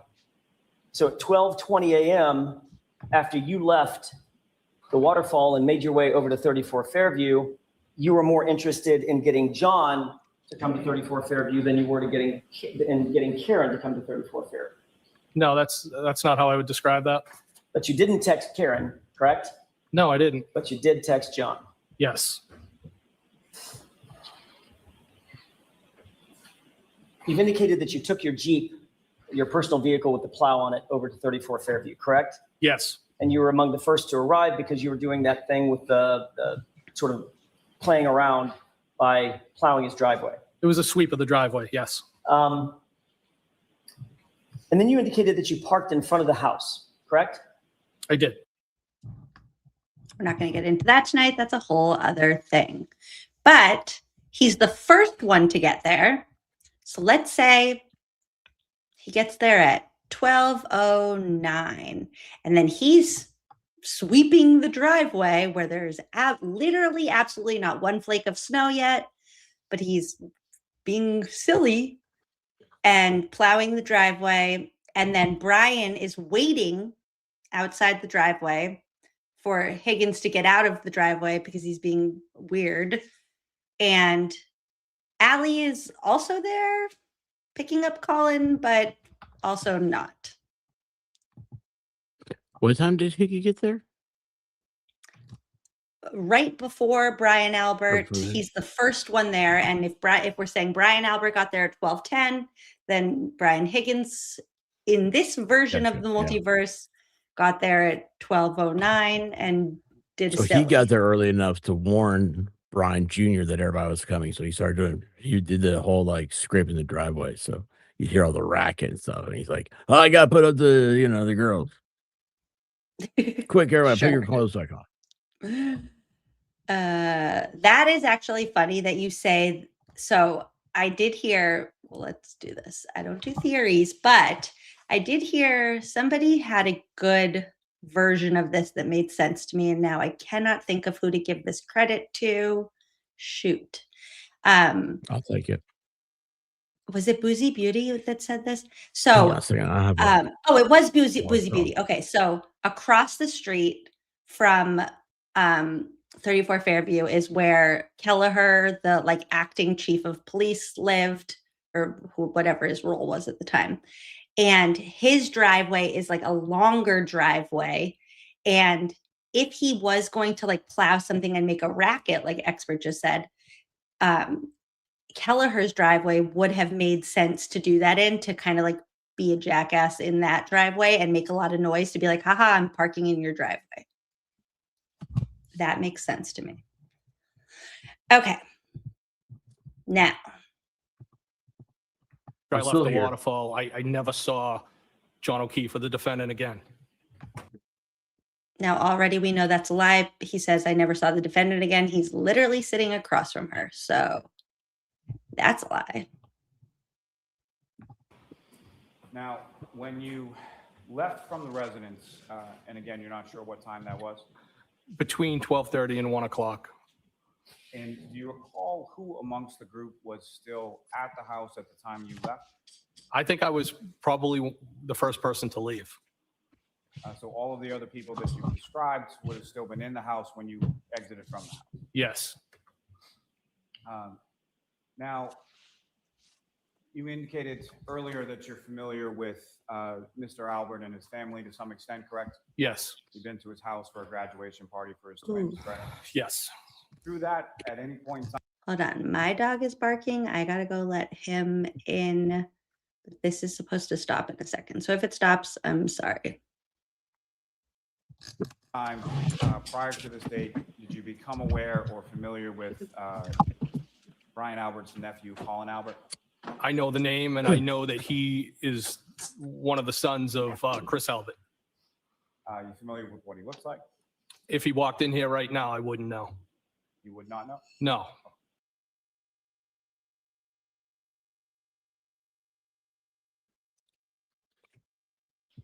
Y'all, sorry about that. I have a blue tick. She decided that she smelled something up here. And I'm like, what is this? She found, who knows how old it is, of a milk bone. I had to move stuff. My wife has a migraine. And I got home today like, I don't know, about 4:30ish. And she's been in bed since then. When I got home, she was in bed. Mm-hmm. So I had to take care of dogs. Sorry about that. My wife's I just had to also. completely. Well, she's got a migraine, and so she just eating the pudding pop and going to bed. Feel better, White Rabbit. Teddy's inside eating dinner and happy. Okay. So Brian Higgins could not recognize Colin if he walked in the room. Now, I famously have like literally facial blindness. Like I could see Brian Higgins in line in front of me at the store and not recognize him. You know who Colin Albert is. Like if nothing else, he is now a big part of like Brian Higgins's storyline in this. Like as Allie just cried and told us, like there's been a lot of vicious harassment about Colin in the house. So what do you mean if you walked in here right now, you wouldn't even recognize him? Okay. Well, when you first introduced me to Higgy here, like, wasn't his whole thing like he was really close friends with the family, and um, but he like the way he described being friends, it was I don't know, it's just weird. It's like, oh yeah, we're like best friends. Well, then like not really, not friends at all, maybe or something. I don't know. I remember it being very weird. Yeah, their friendship gets closer throughout his testimony. Which Sergio Gennaro, who eventually I'm gonna make you watch all of his videos, he's like a human lie detector. He's basically saying that what Higgins is showing in those moments is the way that their friendship got closer as they bonded together to cover up this. Yeah. Okay. Now, on to Nicole, who is in the same car with Brian. So their stories should be the same. That's correct. I assume so.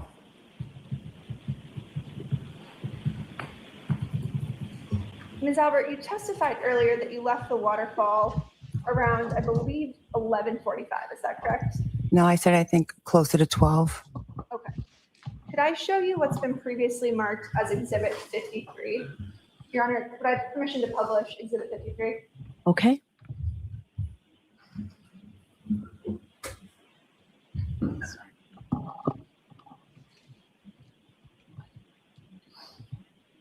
If you could pause.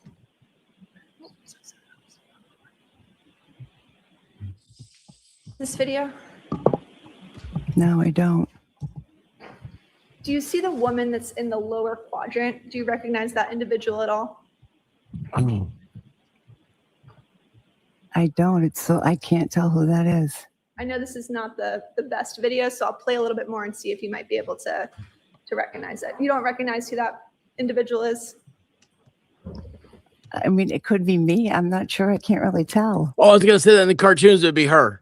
All right, so this is an instance where the video has to speak for itself, right? Understood, Your Honor. Good pause. Did you recognize the woman that just sort of walked forward? Yes. Now seeing the coat, I recognize that it's me. Thank you. And did you see what was in your hand when you walked by? I don't. You could play just a little bit more.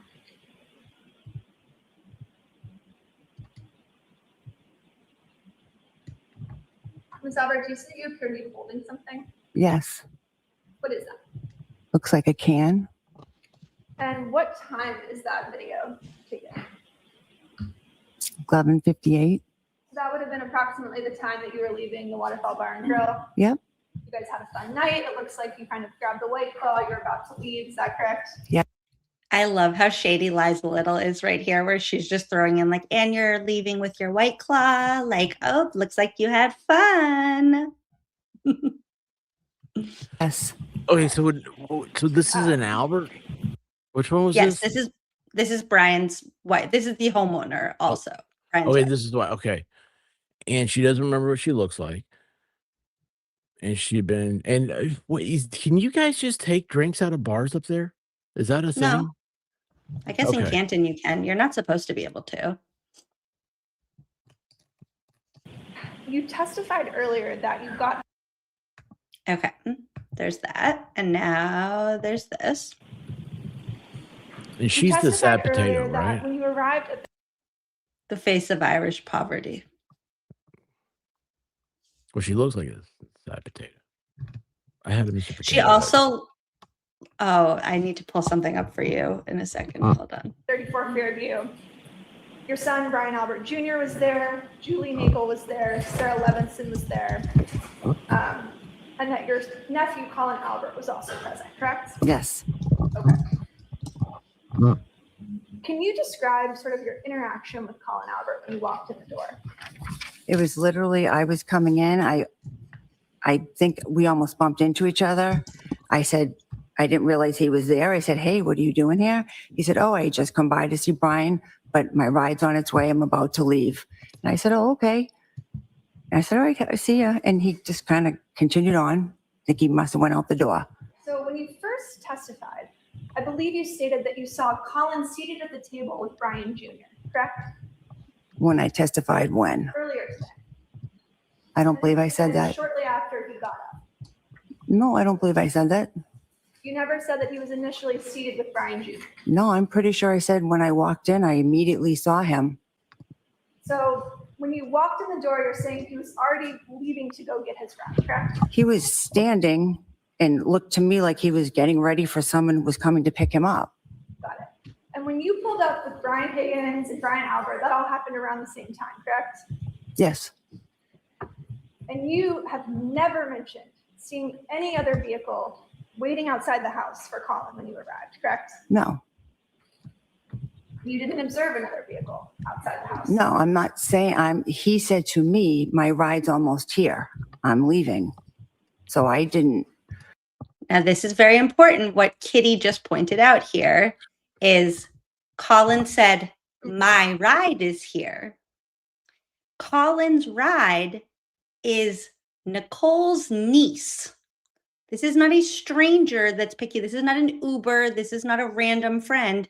This is Coco's niece, Allie, who she loves. Her sister's daughter is in the driveway.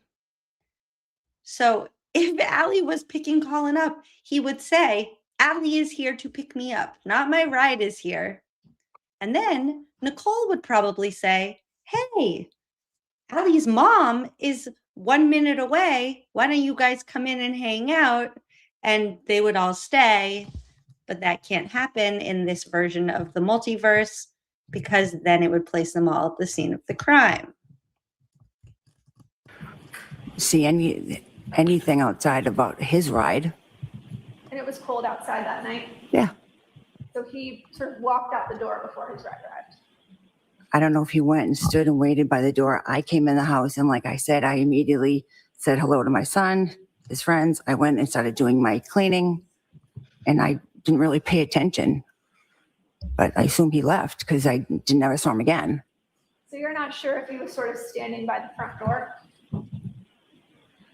I'm not sure. Now, Colin standing by the front door would be weird because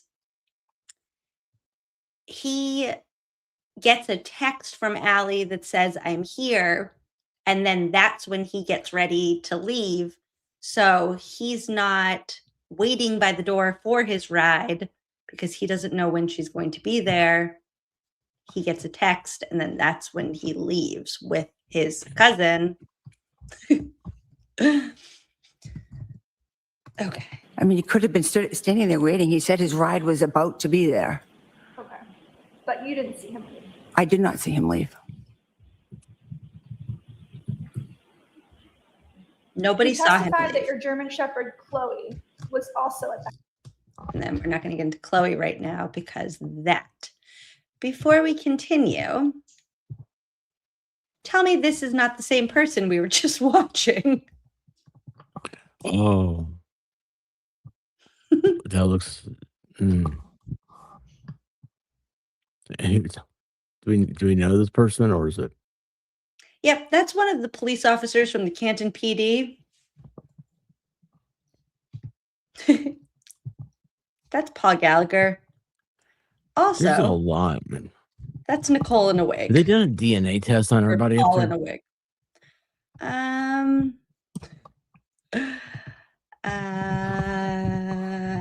No DNA test necessary. Everybody is related.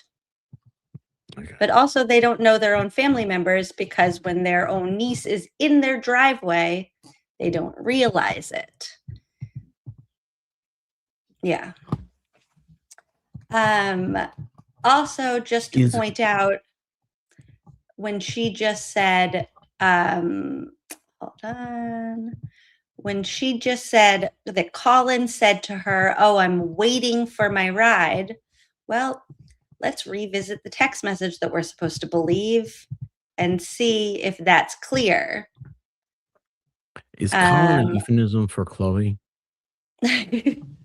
Colin said to her, "Get me after." Does that give any indication that he knows what time Allie's going to be there, that he's going to be waiting at the front door? No, he's waiting for the text message from Allie that says that she's there. She doesn't ever say, like, I'll be there in 5 minutes, I'll be there in 10 minutes. If you get that text, then you would think, like, okay, I'm waiting by the door because I know when they're planning to be here. He doesn't know. After could be 30 minutes or 3 hours. He has no way of knowing. He's not going to stand at the door that whole time. None of that makes sense. Yeah, Gallagher is the leaf blower guy. Okay. By any chance, they don't have a smart thermostat in that house, do they? You can see as the temperature dropped, as they're going in and out of the door at a certain time. That's a good question. They don't even have a Ring doorbell, so probably not. No, actually, you know what? They do have them. This is the door. Whoops. So this is the camera from across the street. An Arlo? Yeah. Which I have a lot of cameras around here. I don't think that camera would have spotted a body over there. That was mine. I'm not very impressed with Arlo. Maybe the newer ones. It could have picked up the sound. Let's just be very clear that if the camera across the street, if we'll never know. If Karen had hit John, the camera across the street would have been working. Oh, yes. Yes, it would have. Yes, it would have. We'd have footage of it. Okay. Now we're going to hear from Caitlin, who is also cousins with both Colin Please tell me and that Allie. I knew it from looking at her.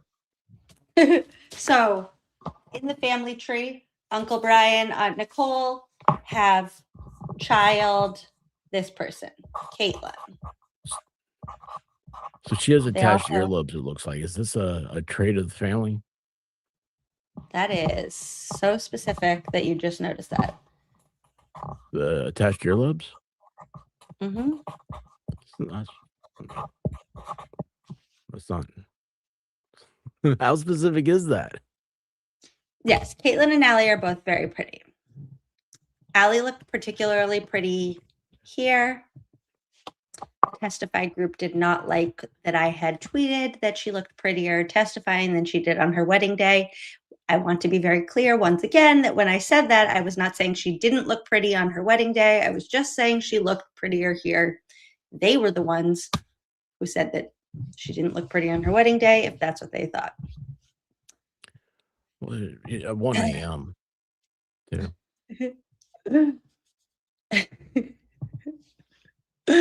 Okay. You have everybody concerned about their earlobes now. Wait, hold on. You guys don't. That's not a thing. There's never mind. There's just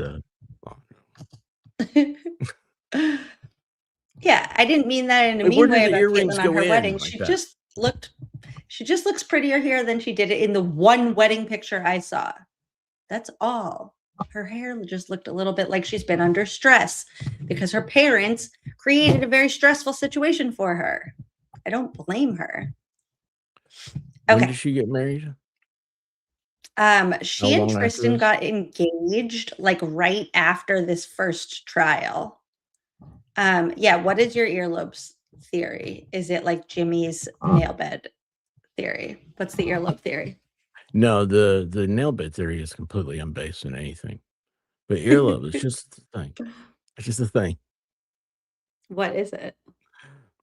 I don't know. Well, okay, where do you put the earring in? Courtney H from Florida will tell you all about the earlobe theory. Tell us. She's here She right just on came in time. and said, "I'm late," so I called her out. That's just a thing. Some people have attached earlobes. Some people don't. Some people have beady little eyes. Some people don't. Caitlin and Tristan got married last summer. Jen McCabe looked particularly pretty at Caitlin's wedding. I thought the same thing. What about the earlobes? No. No, I didn't say anything. About With here, this is an important picture for you to see because Jen McCabe looked very pretty. Why does this picture look all grainy? Hold on.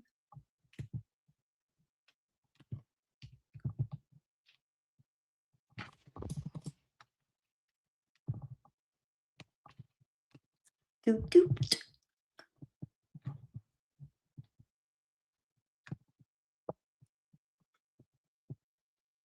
Why does it look all grainy? Never mind. Hold on. Oh, doesn't look like it. Yeah. I can't find one that doesn't look all weird.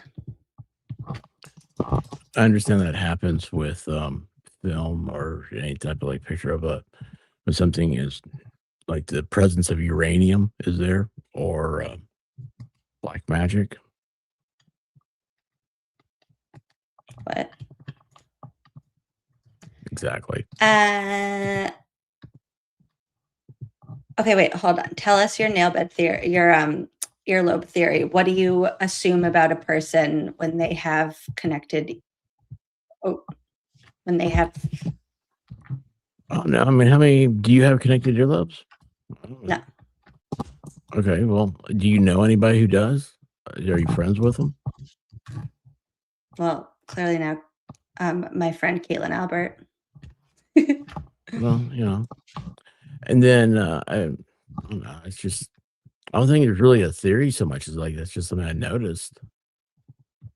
It's a curiosity. I mean, like, where does the earring go? Are they real earrings? Are people that have attached earlobes? That is a knockoff of another picture I've seen. And I say knockoff, I mean that with the best of intentions. Like that is isn't it Julia Roberts and Runaway Bride? She does look a little like celebrity in that picture. But yes, she looks very pretty. She did a great job. The Godfather. I want to know who he's looking at. They have it. It looks like he's looking there, but go back to him real quick. Yes, he on. Are they on? That's a weird backdrop. They're they're like at the top of the steps of the church, going over to So the he's not reception. looking at her then. I don't know who he's looking at. They had security Well, the there picture's and kind of. everything. Oh, really? Because Turtle security? they're limited public figures, which is an important thing to know when they are talking about their ridiculous lawsuits. You have everybody thinking about your public figure? I don't think. now. See, look right there. Okay, back to Caitlin's testimony. And she is also supposedly in the same car with Brian and Nicole, or also maybe not in some versions of this story. In some versions, she drives her own car. In some versions, she's in the car with them. I don't actually even remember what they ended up going with. We'll find out. I observed. Well, she's talking. I'm gonna go let my dog And in. when you I around can 12 hear or everything. so, when you started to leave, who was it that? How did you come to leave, and who did you leave with? So I left with my mom and my dad. And again, I'm not sure the order of when like everybody else left. But I went with my mom and my dad back to 34 Fairview Road. And if you recall, who drove home from the waterfall to 34th Fairview? My dad. And about how long a drive is that from the waterfall to Fairview Road? I would say like 5 or 6 minutes, give or take. And when you arrived to the house at 34 Fairview, do you recall where your father parked in relation to the house? From what I can remember, he parked in the driveway. The driveway. And if you know about how many other cars were in the driveway and when parked? I'm not sure. I know there was at least like 1 or 2, but I can't say for sure. I just don't really remember how many were in the driveway at the time. I had like younger siblings in college at the time who would sometimes take some of the cars, so I just don't remember for sure. And if you know, essentially, they're within the driveway. There's a garage at the end of the driveway. Is that correct? Yes.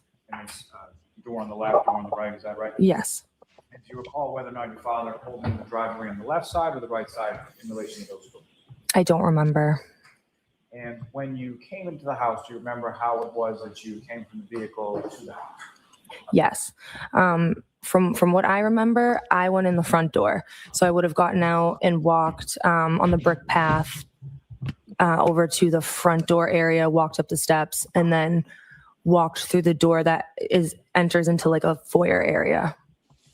And just to be clear, sort of when you walk into that front door with the foyer area, what if anything's right in front? So when I first walked in, I actually had seen my cousin Colin. He was standing in the foyer area. And I remember I said to him like, "Oh, hi, what are you doing?" So just to be clear, Nicole says to Colin, "Oh, hey, what are you doing here?" And then he's like, "I'm here for Brian's birthday." And then Caitlin is right behind her and says, "Oh, hey, what are you doing here?" So it's clearly weird that Colin wanted to celebrate Brian Jr.'s birthday because both of them asked, "What are you doing here?" Like, what are you doing here? And why did you both have to ask that? Why couldn't you just hear what he said to your mom that you just walked in with? Okay. Next question. Not what you said. Taking you back to sort of when you're exiting the waterfall and when you're exiting your parents' vehicle and walking into the house, what, if anything, did you observe as far as the weather at that time? I remember at that point, snow was definitely coming down. And I could tell that it was like progressively getting worse. And so you walk into the home in the front foyer area, that's where you run into your cousin Colin? Yes. How is Colin related to you as far as how is he your cousin? So Colin is Julie Albert and Chris Albert's son. So he's my first cousin. And Allie is also your cousin. You just pulled into the driveway where your cousin Allie is sitting, but you didn't see her, even though you two are kind of looking like twins and close friends. But no, not that night. Like I got lost with the whole like Brian birthday, how they didn't even care thing. Well, they either don't care or they care so much. Like they're all like, "Happy birthday, Brian. Happy birthday, Brian." They all say happy birthday, Brian 100 times. They all go to And what are celebrate you doing Brian's here? birthday. Yeah, but what are you doing? Why are you here? Like, I don't know. It's your son's birthday and I'm his cousin. Like, I was invited to the party. Don't ever go Maybe to it's an in the car with birthday party. donuts. Courtney wants to know where the birthday cake is. Perhaps it's in the car with donuts. I don't know. Do I know what donuts means? Cuzco Wright said, "Let's not be so hard on the McAlberts. Their story is so messed up because they were all drunk and there was a blizzard." Yes, of course. Is White Claw the official drink of Canton? I think it's just like anything that has any amount of alcohol content, it seems like. Like for Brian Higgins, it's Jameson and ginger. He won't drink beer. The unparty. Okay. I don't, why are there You guys need to get premium. Why are the ads being weird? Did I do something? Um, What are Aiden in said the the same ads? thing this morning that there was something weird with the ads. Like, is YouTube being weird about ads? That's annoying. I'm I've noticed sorry. it go weird when you have like different, like really weird topics. But I mean, it seems like there'd be a lot of White Claw ads. Yes, this will be our next. Actually, we're going to take another fervent break in a minute after Caitlin, because then we're going to watch the man, the myth, the legend himself. We're going to watch Colin. So let's finish Caitlin. You sort of bump into him. Where Colin's my was favorite. He told me that he was headed. Not what he told you. Where was he going? To my knowledge, he was going home. Whoa. Next question. Did you see the way she said that? From the time that you walked in and bumped into Colin sort of in the foyer of the home, how long was it that he was in the home while you were there? I would say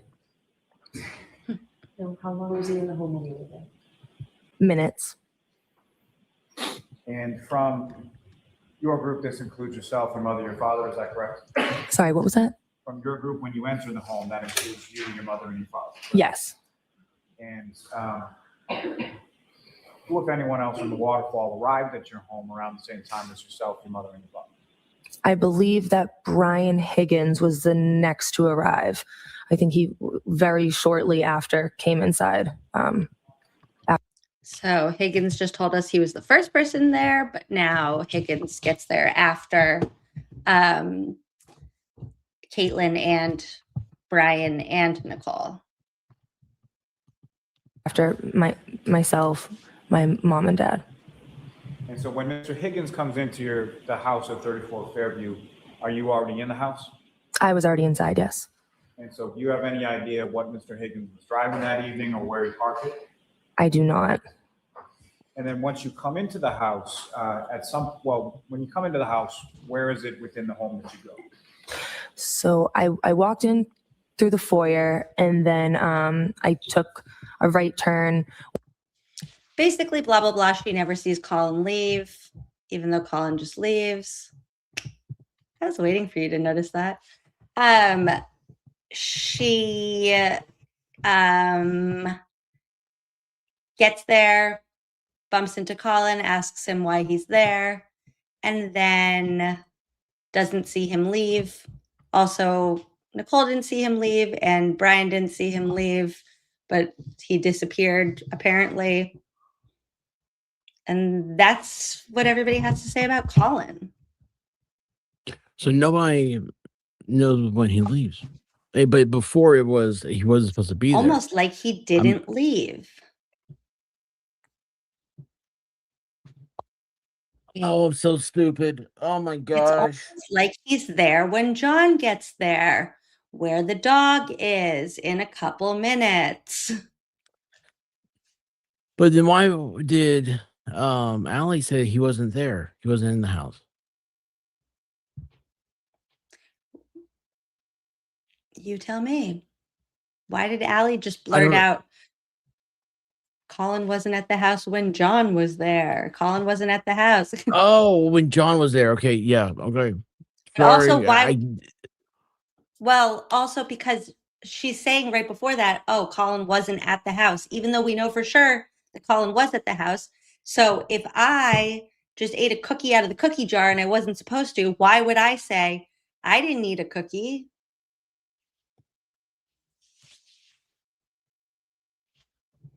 Why would you say that? Look at people's chat history. That's the most fun thing to do with a wrench. That's my favorite thing to do. You can do that with a wrench? Yeah. You just click on any person and then click see channel activity. And then you can see every comment that anybody's ever made on a channel. And it's really fun. Oh, I didn't know that was a possibility ever. Oh, it's man, I so say some fun. weird things on chats. Yeah, it's like my actual hobby. Okay, we're going to take a fervent break. And Did I give you a wrench or did I then just get one a cyber check? Stop. You have a wrench on my channel? You guys, do you know we have merch?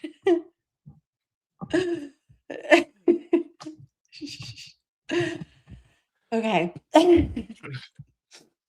We're going to take a fervent break, and then we're going to watch as much of Colin as we can stomach until it's bedtime.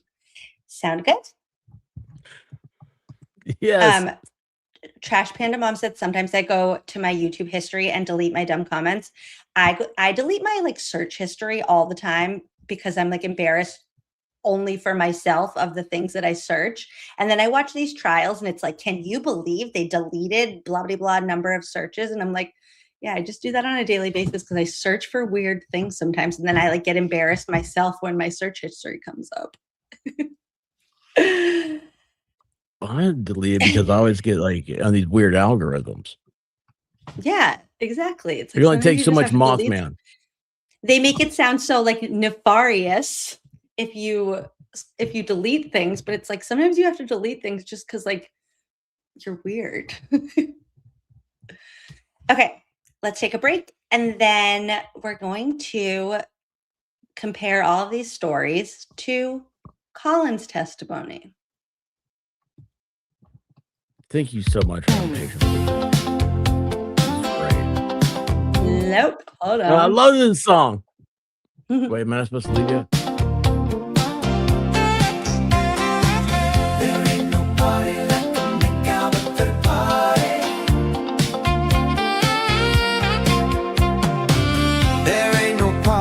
McAlbert third party. There ain't no party like a McAlbert third party. There ain't no party like a McAlbert third party. There ain't no party like a McAlbert third party.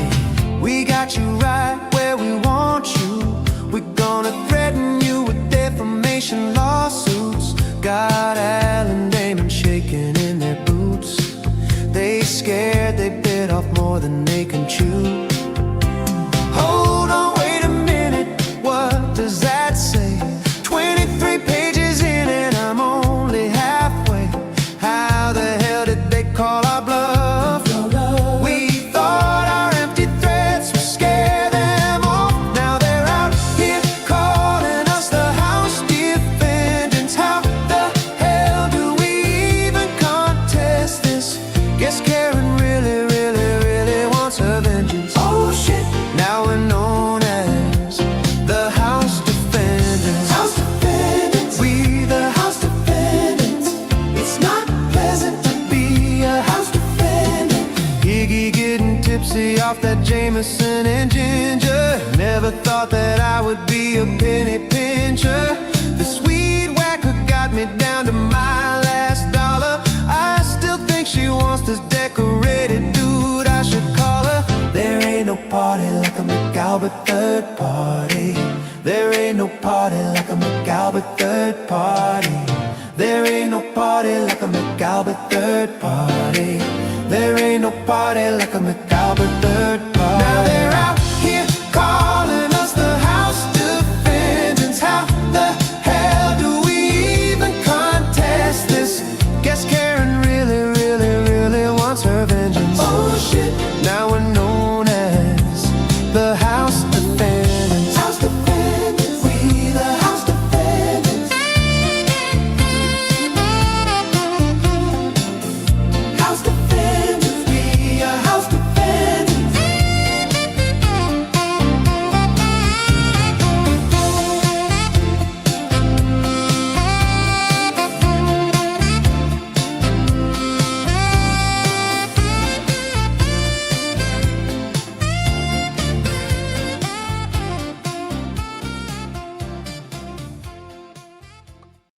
How's long to roast a turkey?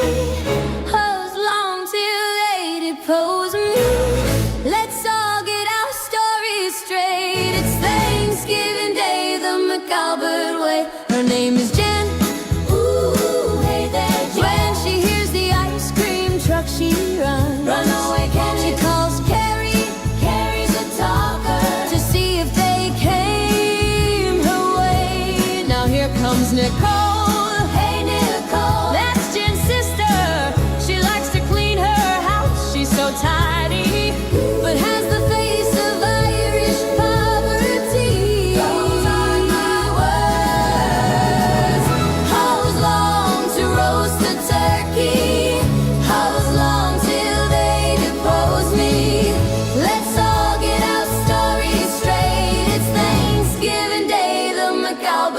boy. And here comes Brian. Uh-oh, that's Nicole's husband. Poor thing, he's got a real bad temper. She's scared, but she loves him. 'Cause he can make calls with his eyes. And there's Higgy. Hey there, Higgy. Another guy who makes calls with his eyes. So he's got a pocket full of SIM cards. He's headed to the junkyard. Open up your wallets this holiday. Make sure that the McAlberts get paid. What a cost to put your money toward than people who have no remorse. It's a McAlbert third party, and we party hardy. It's a McAlbert third party, and we party hardy. Oh yeah, and then there's Matt, but who cares about Matt?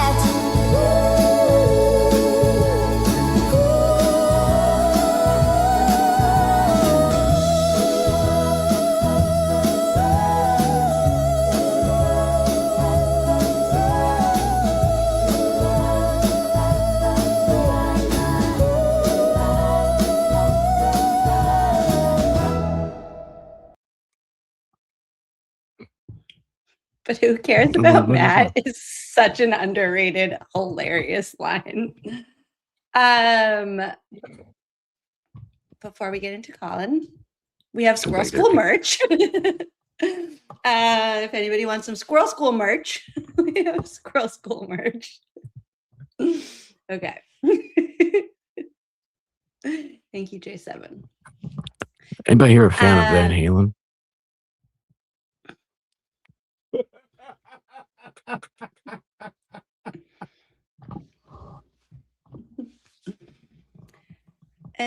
Okay.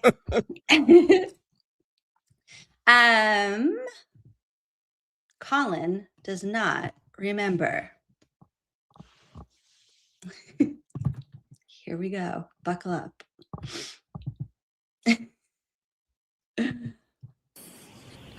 Now, sir, if I could turn your attention to January. Also, Lally calling him sir. I can't.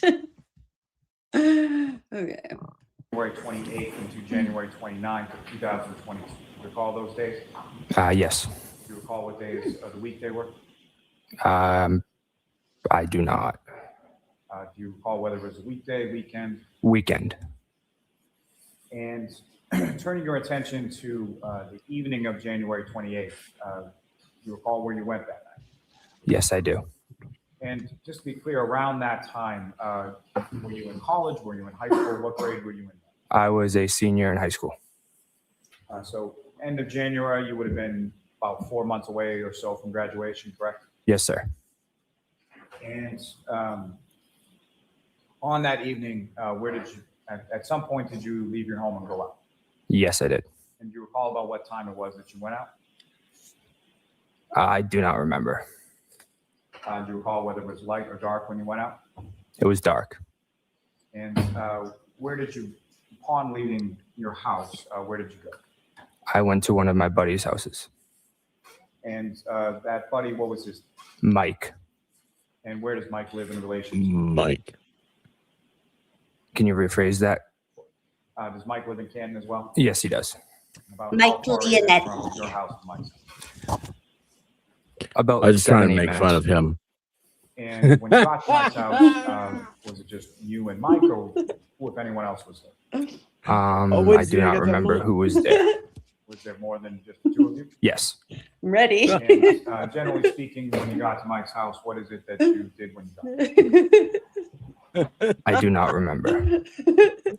Now, as far as how you got from your house to Mike's house, do you recall how you got there? No, I do not remember. Let me ask you this. Did you walk? Did you drive? Did you get a ride? I got a ride. Do you recall who you got a ride from? No. And when you recall, let me ask you this. As far as that particular night that you went out, Did you drink any alcoholic beverages while you were up? Yes. And did you drink any of those at He's Mike's? boxing. He's Yes. shadow boxing. And do you recall generally what you were drinking that night? Bud Light. Yes. And when you were Bud at Light. Mike's house on that particular evening, do you recall about how? Also, he just told us he's like 17, so I guess we're just ignoring that. But God forbid Karen okay. gets a drink at the bar. That's what I was gonna say. So Karen got a DUI without any evidence, and he is underage drinking, and nobody. We love it for him. We're like, I mean, he's ooh, not being good prosecuted job. for it, right? I mean, I understand that, but How long you were there for? A few hours. yes, Croc's common sense. Did you recall how much you had to drink while you were at Mike's house? I do not remember. And so in reference to you going out and going over Mike's house and having some beers over there, is that why you didn't drive? Yes. So you got a ride from someone over to Mike's house, you spent some hours there, and then do you recall where you went from there? I went to my uncle's house. And fair to say you have a relatively large extended family within Canton, is that correct? Yes. And so when you say you went to How many of them your are on the uncle's jury house, today? whose house did you go to? My Uncle Brian. And that would be same last name as yourself, so Brian Albert. Yeah. Also, none of the adult homeowners in this town get in trouble for having kids underage drinking at their houses. Cool. Cool. Yes. And how is he your uncle? Sort of how is he related to you? How is He is your- my father's brother. And why did you go to Wait, your did uncle's he? house? It was my cousin Brian's birthday, so I went over to. Yes, he did just ask, how is he your uncle? Well, when an uncle and an aunt love each other very, very much.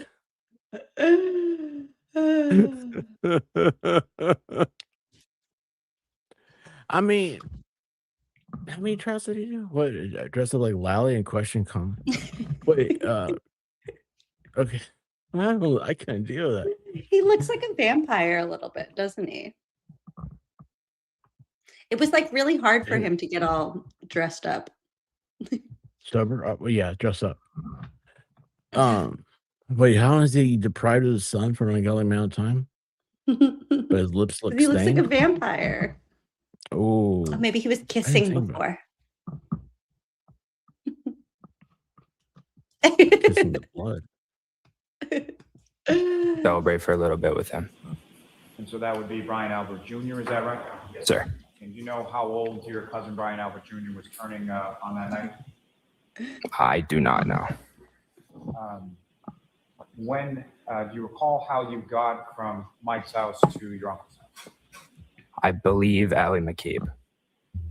And So Allie McCabe, he just testified, which she did not bring up at all. When Allie was asked, how did you know where Colin was? She was like, I think that he called me or like we Snapchatted. Now, Colin says Allie dropped him off at the house. So. Oh, wait a second. So, okay. See, I don't know why I can't separate these things. Like, so the whole thing is her whole testimony is about picking him up after the dog thing. Yes. And he's now saying, no, she took me there. Yeah. But she That's a pretty big didn't do that difference. at all.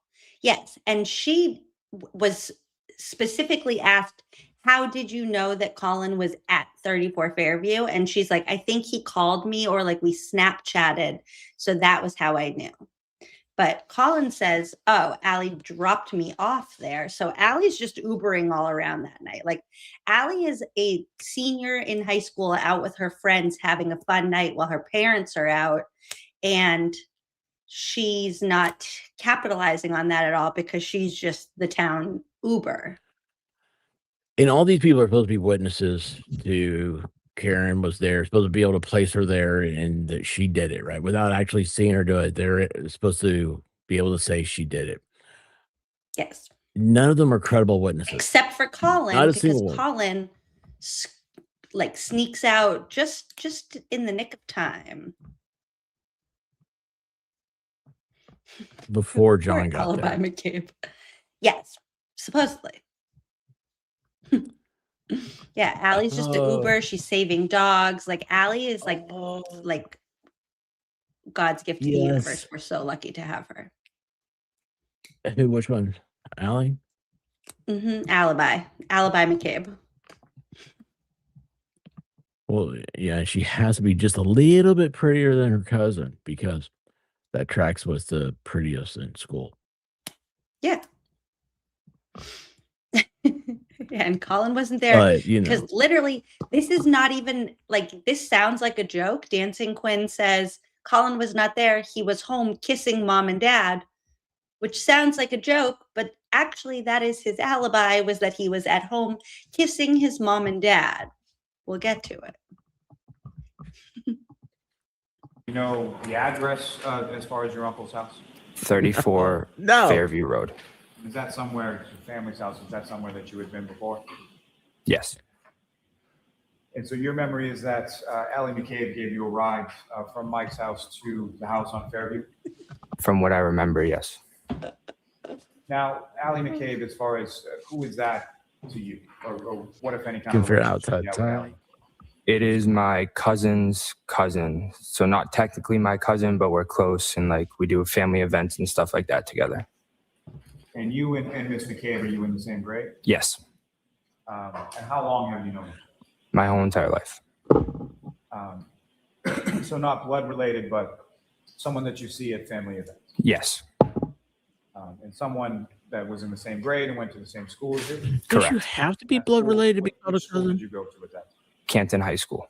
Cousin's cousin. And do you recall about what time it was that you arrived at the house on Fairview? Between 10:30 and 11 at night. And did you have at that time any kind of curfew or time that you had to be home from your parents? Usually around like right around before midnight.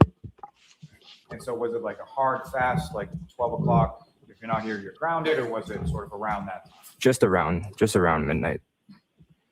And so after, when you arrive there, you go into the house, is that right? Yes. And the house at 34 Fairview has a couple of different ways to get in the house in the front, is that correct? Correct. And do you recall which way that you went in that evening? The side door near the garage. And when you come into the house, where did you go within the house? What room did you go in? I have one more Also- question. I'm losing track here. Sorry. Yes. Go ahead. Do any of the Allie and Colin and do any of them live at that house? Brian Albert's the only one that lives there. Junior, Brian Jr. Yeah. Well, Caitlin, who we just saw before this, she lives there, but also says she doesn't live there. She lived there. Now she maybe lives in Easton. I'm sorry. Maybe lives in Easton with Tristan. That's actually unclear. And then Nicole, Irish poverty face.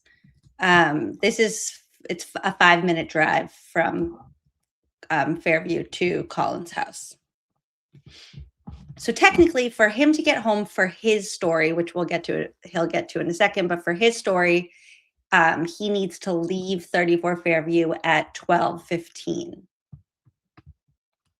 which almost actually does that part of the story lines up if you forget all of the parts that are lies. So, okay. Now, he does go that way, though? Go which way? On the map, there's a right and a left. There's a dark. Does that make sense? Yeah, see? That would You be sit the on the way darker that, one, right? yeah. I mean, that would be the way that Allie would have driven if she knew the street names of the town that she's lived in her entire life. And Washington goes in front of the high school, they said. which that's not even right because hold on. I actually don't even think that's correct. Why would it be right? Why would it be right? Oh, I guess it is. So kind none of these on witnesses are Washington credible. Street. None of these witnesses are credible, and there's a Oh, I guess it is kind of on Washington Street. Fine. Dig and play zone? That sounds fun. What? The dig and play. If you like to dig holes. Dogs do. Dance with Spirit? Now, is Dance with Spirit, is that a medium type plays or a voodoo plays? Where you dance with the broomsticks? That I don't know. Okay. I could. Or is it look just it up. like spirits and like cheer, maybe? I have no idea what that is. Okay.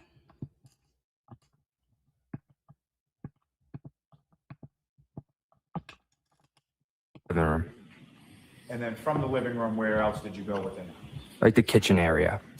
And within the kitchen area, Like the kitchen area? Anyone else was present in the kitchen? Mm-hmm. From what I remember, my cousin Brian, Emily Fabiano, Sarah Levinson, and Catherine. Wait, dig and play looks actually so fun. Wait. It's the largest indoor sandbox play space. See, I know cool places. Hold on. That's awesome.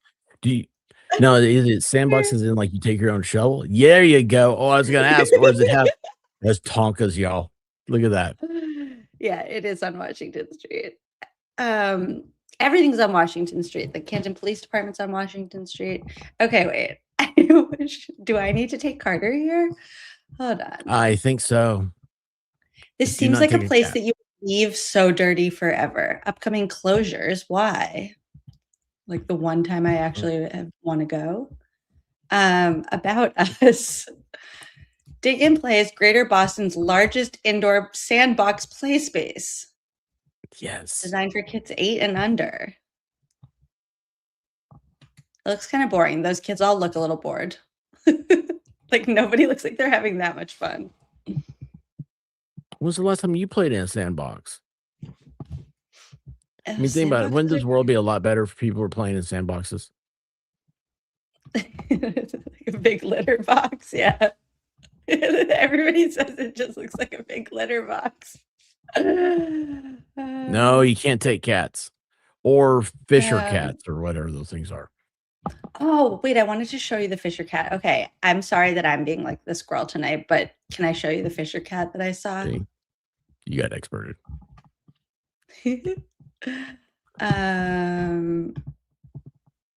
A fun base, Emily. Or yeah. Okay, this is the Look Fisher at cat. Also, you can see my Adam Deitch sign. Oh, wait a second. You actually took this is a real life Yeah. thing. Look, it's right in the It's like- middle. Hold on. This is outside my window this morning. How did you know that was what that's called? That's like a mermot. How do you know it's not like something else? Do you guys have that? I've never heard of a Fisher cat before tonight. So that's why I'm asking all these questions. I don't know. It could be called something else. I could be wrong. Wait, No, and I then think also you it looked almost up. It's a weasel. but they scream. And I've heard it scream. Not that Whoa, just particular one. like, for just the heck of it? No, they scream when they're like attacking things. Wait, and then look, it almost got Oh. hit by a bus. Watch.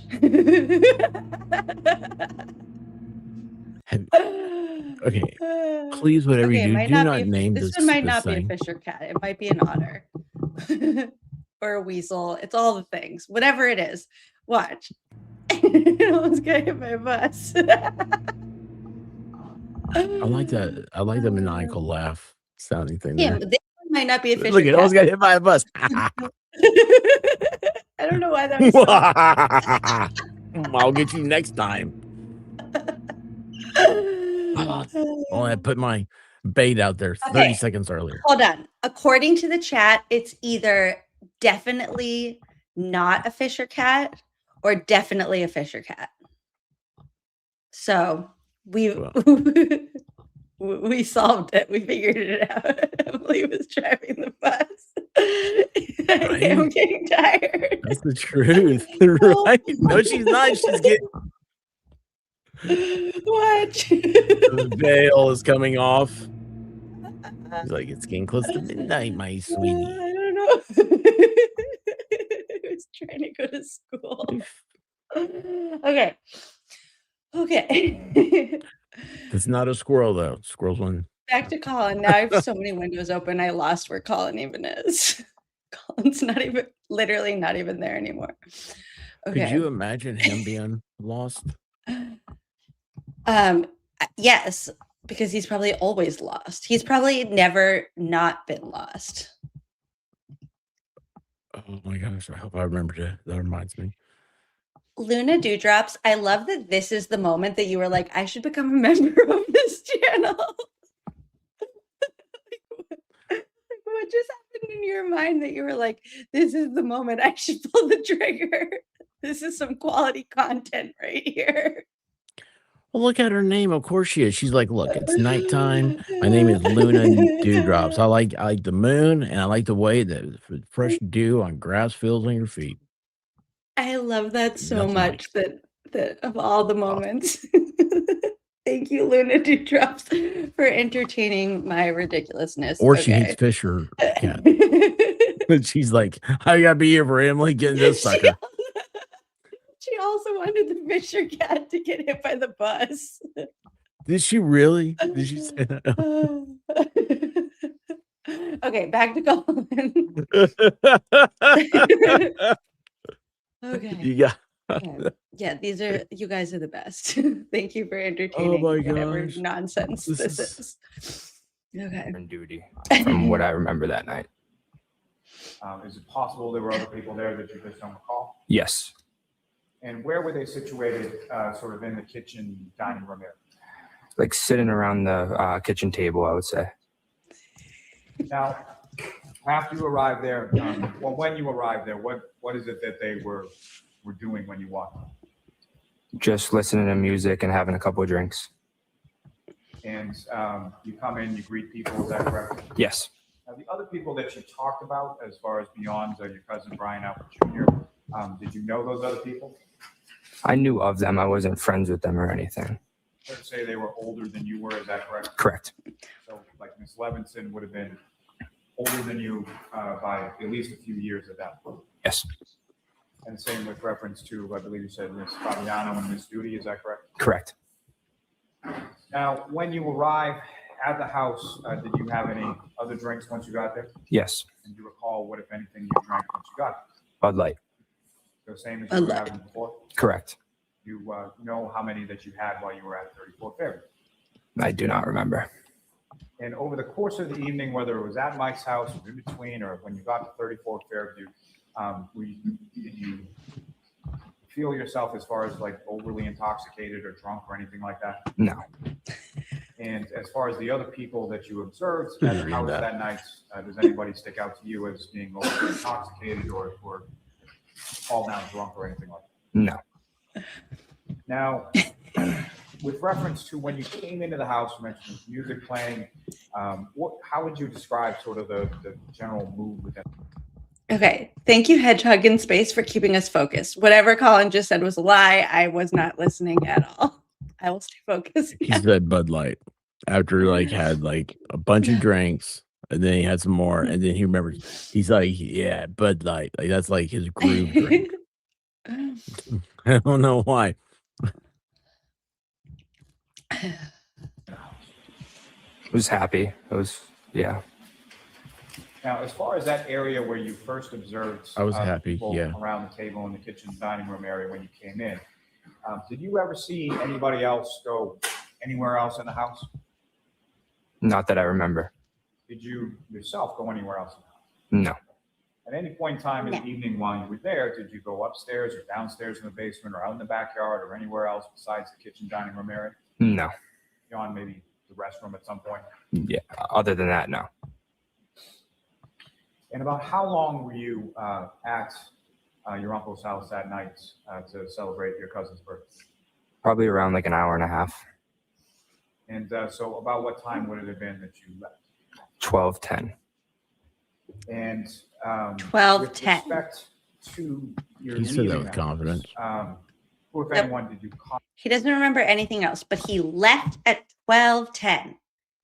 Except that that's when he got the text that you're faking. So even if you want to fake that that text was real, you didn't leave at 12:10. You got the text to leave at 12:10. Contact to facilitate. Rephrase. Let me ask it in a much easier way. Okay.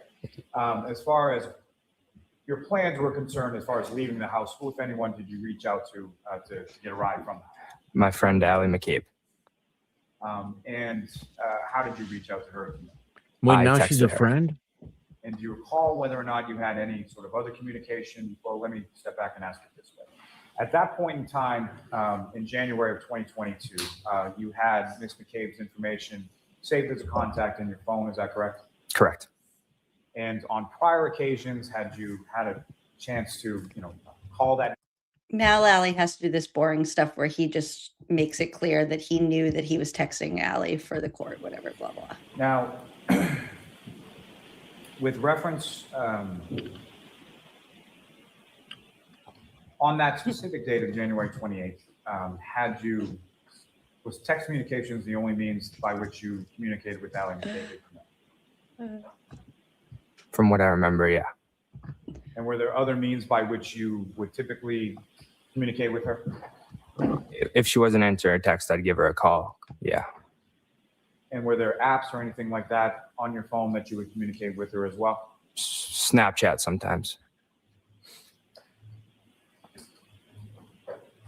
Now, with respect to Snapchat and your family, specifically your cousins, what, if any, sort of group Snapchat chains were there with respect to your family? Yes. And specifically, who were those sort of group Snapchat chains? Who was included within it? I have a Snapchat group chat with my cousins. And you have cousins on basically your father's side and your mother's side, correct? Not on my mother's side, no. You have no cousins on your mother's side? No. And with respect to the cousins on your father's side, basically, would it be all of your cousins that were included within that? Not all of them, no. And so who? Okay, hold on. I just asked Grok, what animal is this? And Grok says, fisher cat. This looks like a fisher, a member of the weasel family.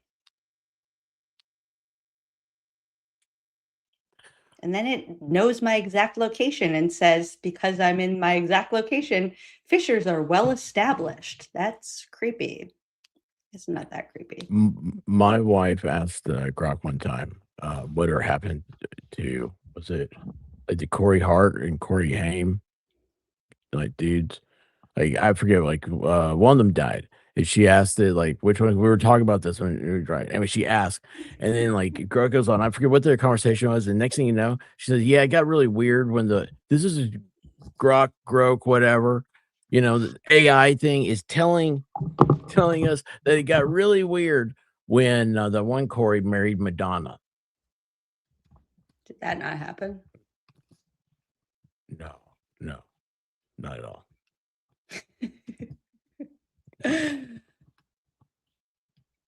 Okay, continue. Also, I have a video somewhere on my phone of a fisher cat screaming that maybe I'll find if I can find it. Screaming? That one Will be screaming? included on those. No, not that. What do you name? Oh my gosh, I know it's My older brother Chris, my younger brother Dylan, my cousin Kevin, Brian, Brendan, Caitlin, Kayla, and I believe that is it. And if you recall, was there any communication on that group Snapchat chain in regard to Brian Jr.'s birthday on that date of January 28th to 29th? No, not that I remember. Now, with respect, so you reach out to Ms. McCabe via text, is that correct? Yes. And she agrees to pick you up? Yes. And at some point, are you made aware that she's at the home? Yes. And how is it that she makes you aware that she's at the home? I got a text message from her that says I'm here. And at any point in time while you were in the home, did did Miss McCabe come inside the home? Okay, wait. I found the video, but I actually can't even show it to you guys because it's like actually really sad. I feel like it's gonna kill the You decided vibes. now it's really sad, but it was fine a second ago. No, I just remembered I know how what you sad named he that is when thing. I found it. It gets a baby bunny. It's like really sad. Yeah, baby lions, they scream too. Yeah. I know what you named that fish or cat. What? You really gonna let me say it? Yes. Jen. Wait, I'll just play. What? Jen. Wait. I'll play it. I'll play the sound, but not the video. Okay. It's screaming. No, hold on. It's in the bushes. Oh wait. Oh my gosh. No, you can't hear it in this one. It has baby bunny in its mouth. I'm not making you guys watch it. And you videoed it. That's what's so beautiful about this whole conversation, y'all. This is okay. That's why Also, this girl's great. that same week we also had a turtle. It didn't scream. No. It laid eggs. What? It laid eggs. Did you see it? It's so weird. Yeah. Do you I go can out in the find woods that. a lot? That's actually a nice. No, this is in my like driveway. You have a different driveway than I do. I'll find the laying eggs video is cool. Less gross. Okay. Anyway. No. And so after It's a perspective. the message from Miss McCabe, did you respond? Yes. And do you recall what you responded? Come in. And from that communication, after you sent that, about how long was it between the time that you sent that and the time that you came out? Between 30 seconds and a minute, I'd say. And when you came out of the house, do you recall? Just to be clear, Allie said a few minutes. Colin says he came out in 30 seconds. So in 30 seconds, he got a text message in Colin's story. In 30 seconds, he got a text message that said, here. He said, coming. And he bumped into Nicole, who said, what are you doing here? And he said, I'm celebrating Brian's birthday. Then he bumped into Caitlin, who said, what are you doing here? And he said, I'm celebrating Brian's birthday. Then he said goodbye to everybody in the house. And then he got into the car all in 30 seconds. Is it possible to get dizzy from listening to this truck? Yes. It's a rite of I passage. feel like I've been. Actually. I feel like I've been sitting here spinning around this chair. Yeah. It's a rite of passage. That means that you're doing it right. No, you're doing it right. Which door you came out at that point? I'm just here The for the side ride. door next to the garage. And when you came out that door, who, if anyone, did you encounter as you were coming out? As I was walking out, I saw my Uncle Brian and my Aunt Nicole. And you were going out, and what were they doing? They were coming in. And in addition to your Uncle Brian and your Aunt Nicole, was there anybody else that you recall that was with them when they came into the house? No, not that I remember. And what, if any, exchange did you have with your uncle and your aunt as you were going out and they were coming? I just said, I'm going home. My mom wants me home. I love you guys. Bye. And I love you guys, then went bye. outside of the house, is that correct? Correct. And did you see Ms. McCabe outside? Yes. And where was she where was her vehicle in relation to the house? In the driveway. Now, do you recall what type of vehicle Ms. McCabe? Okay. So Allie's in the driveway at the same time that Higgins is doing a sweep of the driveway and Brian Albert is waiting to get into the driveway. But Brian and Nicole and Caitlin don't see Allie. Make it make sense. So I'm just gonna. This is gonna change what I'm going to say. It's my it's an opinion. Okay, y'all. So I 100% reserve the right to change opinions. Right now, I think Collins makes more sense than anybody else. I think he's more believable than anybody else. Well, because it's his story, but his story is supposed to make sense with everybody else's story. So Everybody else, they none just of kind of them. lost character. But either it's like everybody's story is true or nobody's story is true, but you can't just have one of their stories be true because then none of their stories are true. Was It's like it a that Friends? thing. Yeah. Somebody said this on Twitter the other day, and it like unlocked a memory in my brain, and I like everything about this trial now is this. Do you remember that thing that we used to say when we were kids that was like, one bright day in the middle of the night, two dead boys got up to fight. Back to back, they faced each other, drew their swords, and shot each other. A deaf policeman heard the noise and came and killed those two dead boys. If you don't believe my lies are true, ask the blind man. He saw them too. That is this story. Okay. Here's a One Riddler, bright aren't you? day. From Batman. One bright day in the middle of the night, two dead boys got up to fight. Back to back, they faced each other, drew their swords, and shot each other. A deaf policeman heard the noise and came and killed those two dead boys. If you don't believe my lies are true, ask the blind man. He saw them too. Actually, I do really like that. That is this testimony. Yeah. It really, it honestly, goodness, it really is. Like that's Right? because everybody has a different story. Everybody's different. Mm-hmm. Well, okay. Yeah. I mean, I love the way you said that too. I love that. Because I was gonna ask, wasn't there a Friends show where like an episode of Friends, or maybe it's a different sitcom, but I think it might be Friends. I want to hope it is, so that way it means you've seen it. Whereas like everybody, it's like what happened was, and I did this and this and this, and then like someone else comes in and says, no, that wasn't it at all. What happened was, and then it gets bigger and bigger and bigger. Is that a Friends Your palm's episode? much better than Maybe. mine. I don't know. You're supposed to tell me. Yeah. That's the only show you've watched. I really reached out to get that one. I need to watch Yeah, but it I again think you so I made can up a. speak in more. You can't just make something up and then call it Friends and then hope that I've seen it. You can't just test anything you say. You're like, this is. I Friends. know that. No, I like your poem better. Much better. It's on point. That's Yeah. Well, that's this. Because his story can't, like, even if he sounds believable, which you're going to find out that he. I see, said the blind man as he pissed into the wind. What? But don't pee into the wind. even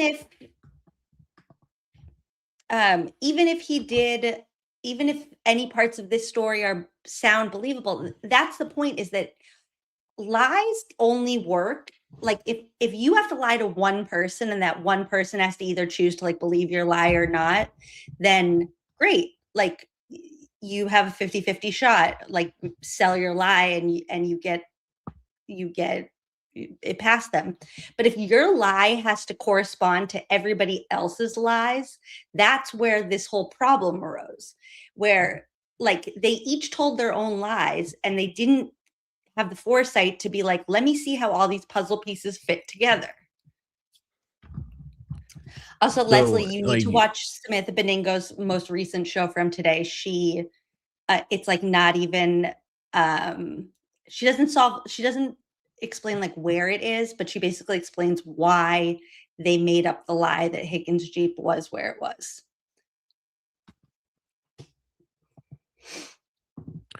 So the police, I'm like out of breath did, right like, now. if you do what? I'm like out of breath What did you right say? now. Like, I'm like exhausted. Why do I feel like I'm running a marathon? We need an oxygen tank. Oh, because it's after But midnight. police, though, so in police interrogation, they separate criminals. If they pick up two criminals that did something, like they were knocked off a jewelry store, they'll separate them and they'll be like, okay, what happened, and each of them tell their, even if they promise each other, it's like, okay, here's how we'll do it. They had conspired to do this crime. They eventually break down And because the police, it's I forget what the interrogation tactics called. It's like they'll go to the room and then they come back and go, "But your buddy over here is confessing everything. You better tell us." Isn't that the prisoner's challenge or something where it's like there's the grid where it's like either both people protect each other and then they win, both people lie and then they win, but if one then the other, you know what I'm talking about? There's the Yeah, I do. 2x2 grid. Isn't it Prisoner's Dilemma? Yes, exactly. Prisoner's Dilemma is a game theory scenario who rational agents face a choice between cooperation and defection. Yeah, Prisoner's Dilemma. Look at you. And then the Game read theory. technique. We're not going to that level, are we? No, not at all. No, the police didn't, in what you're describing, did not happen at all in this. They didn't. We're watching it Colin, unfold right now. They didn't question Colin until 2020, a year and a half later. They did their right first now on the interviews. stand, nobody can keep it together. Yeah, exactly. Exactly. Okay. Gabe was driving on that particular night or had at that time? I believe it was the blue Ford that they had. And was that a sedan? Was that an SUV? What type of vehicle? A sedan. And so you come out, that's in the driveway, correct? Correct. You recall whether or not it was parked on the left side or the right side of the driveway? I do not remember. And you get into the vehicle. Which part of the vehicle did you get into? That I do not remember. That's why there's a big C in the driveway now. Could have been that, yeah. You recall whether or not there was anybody else in the vehicle at the time that you got in? I do not remember that. You recall whether or not there was anybody else in the vehicle at the time that she had dropped you off at that location? I do not remember that either. Now, as far as the coming outside of the house, did you take note of anything as far as the weather or what was going on with that when you came outside? Pretty sure it just started snowing at that time, around that time. So the snow had just begun. Do you recall whether or not it was sticking or accumulating on the ground at that time? I do not remember, no. Now, you get into the car and where did you go? She drove me right home. So no stops along the way, just straight from Fairview to your house. Correct. The 5-minute drive to his house, except that Allie's Life 360 data doesn't go anywhere near his house, but she's driving to his house in a car that Colin can't remember if he got into the front or back seat and if anybody else was in the car. He doesn't know who drove? He knows who drove. It was Allie. Yeah. He doesn't know if there was anybody else in the car or if he got in the front seat or the back seat. I mean, I guess Allie is truly the Uber. He just hopped into the back seat of Allie's car and got in. A lot of people jump back there. And about how long a period or how long a drive is? Anywhere between 5-10 minutes. Now, as you were outside of the house walking to the car and after the car sort of backs out of the driveway and leaves, do you observe anything abnormal or unusual outside of your uncle's house that night? No. Did you observe any other cars outside at that time? Not that I remember. Now, Allie has a mother and a father, and you're familiar with them, is that correct? Correct. And what are their names? Jennifer and Matt. Same last name as McCabe? Yes. And are you familiar with what types of vehicles they have?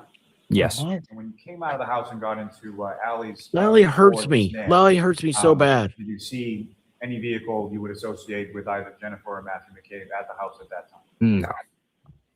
And so you drive home and you go... Wild Goose just said, isn't Colin and Chris's house 2 doors down from John on Meadows? No, they had recently moved to like closer to the waterfall.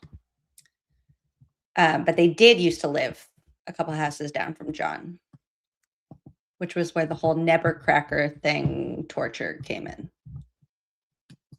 There's torture in this? No, they tortured me with the Nebercracker.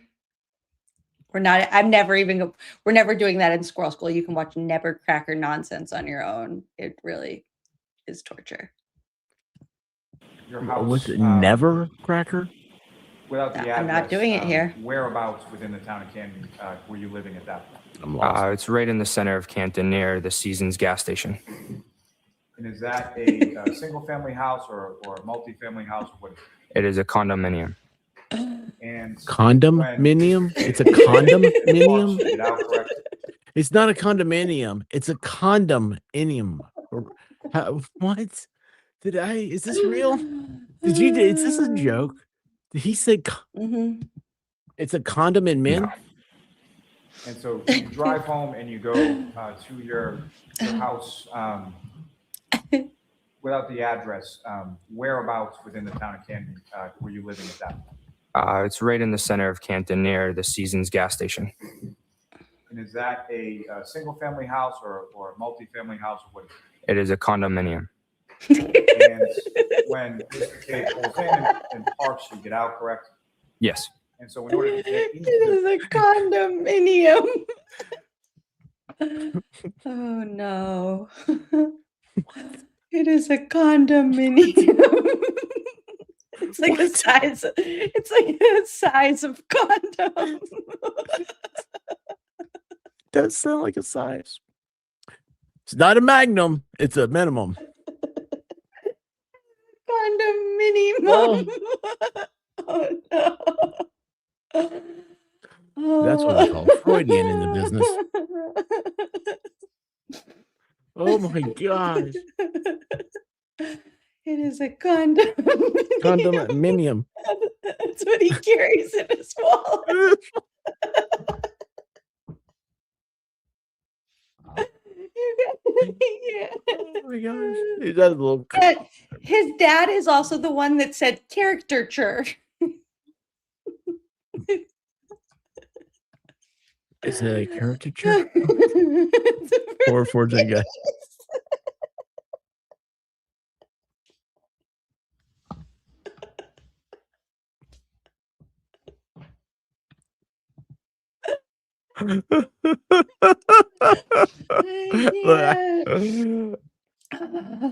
How could nobody heard that? Am I making stuff up? Have I gone silly?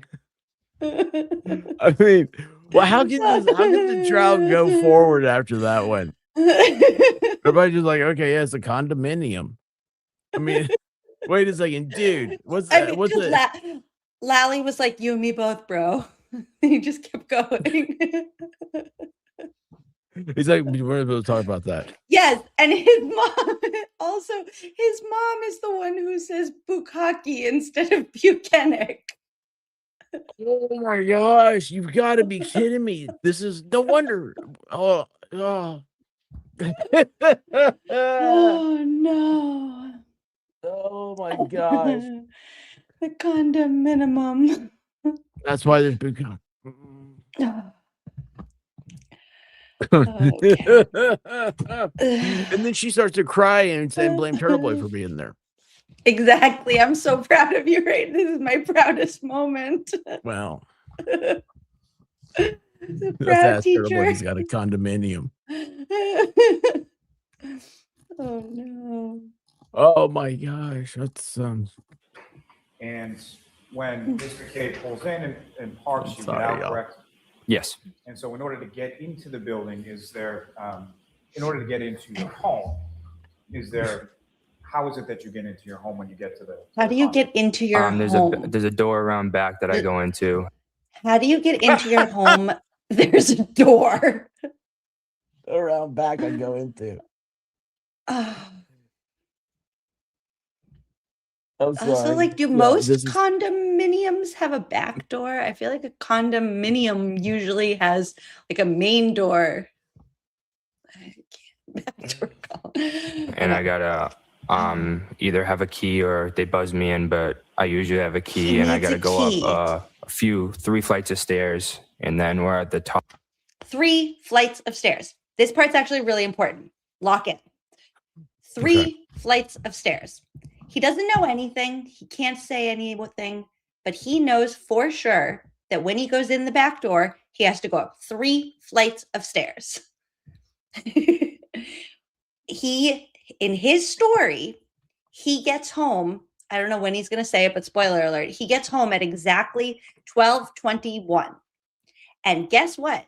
at the exact same time at 12:21 that Colin is very adamant that he is going up 3 flights of stairs. John O'Keefe's phone is also going up 3 flights of stairs. I don't know what that means. All I know is Colin doesn't know anything except that he went up 3 flights of stairs when he got home at 12:21 at the exact same time that John O'Keefe's phone is going up 3 flights of stairs. And that is when you did the 3 flights of stairs. That's inside. He's already made it inside. In his story, except that Allie's never drove him. None of that is true. So if we're gonna, I was thinking 3 flights, and you're on a 3rd floor. And do you have a front and back door?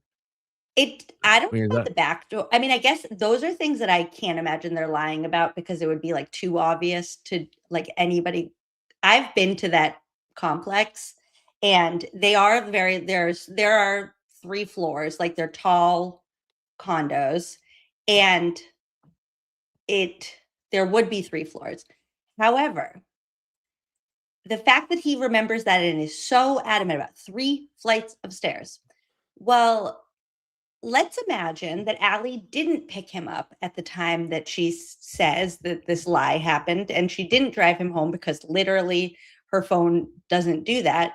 Then he's still at 34 Fairview, and his phone is going up and down 3 flights of stairs at the same time that John's phone is going up 3 flights of stairs. And I don't know what that means, and I'm not insinuating anything by that.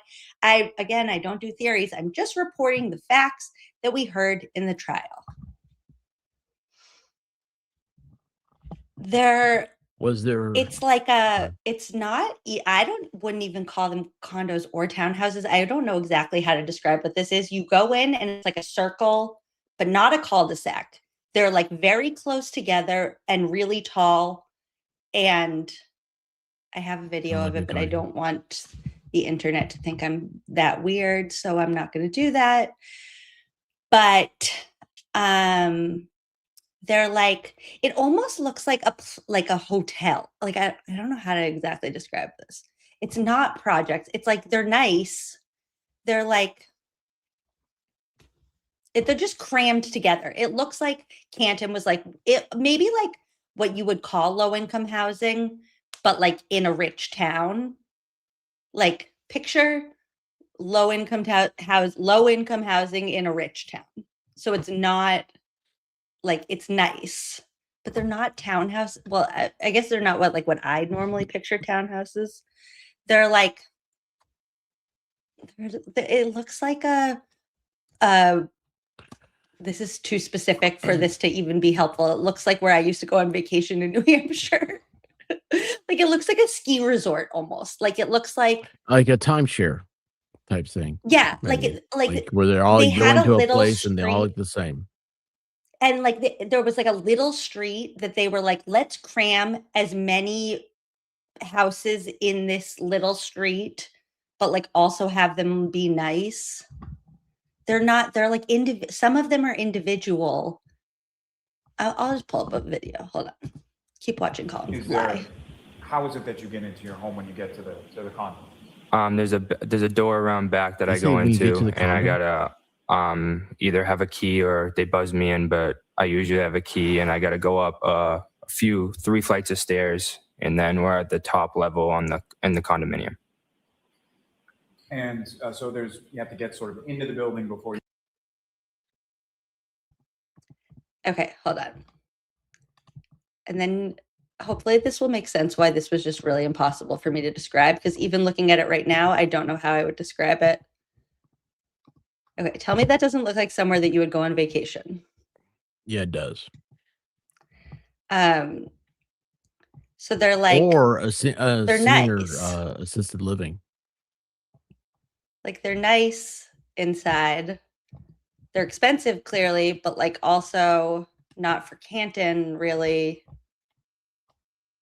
Hold on. I'm going to stop sharing for a second so I don't pull up something weird. Yeah. Just perusing my computer. So the 3 flights are inside the place. Supposedly. But he has to be buzzed to get in? Is that why he Well, drank that something? part, I think he was saying like his parents will normally buzz him in, but also this time he had a key. Okay. So this is like the street. And then like these are the townhouses too. And also these are, so they like kind of look different and some of them are houses and then that's the condo. Oh, so just this much? Or like, okay, wait, hold on, right there. Is that the go back to your left? To my See, left, 1, whatever 2, 3 left that flights is. of stairs. Okay, but is that where you come in from? You come On the in up right? here. No, you come in I was thinking that was here. a guard house. Like There. is there Washington Street, because we're always on Washington Street. is that where George? And there's the gas March? station. Okay, so there's the second one.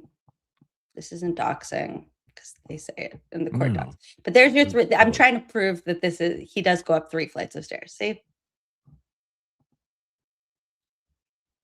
Wasn't that kind of hard to explain? I still don't know what I'm looking at. I agree with you 1,000% on that. Like it kind of Because looks it like a does. vacation place.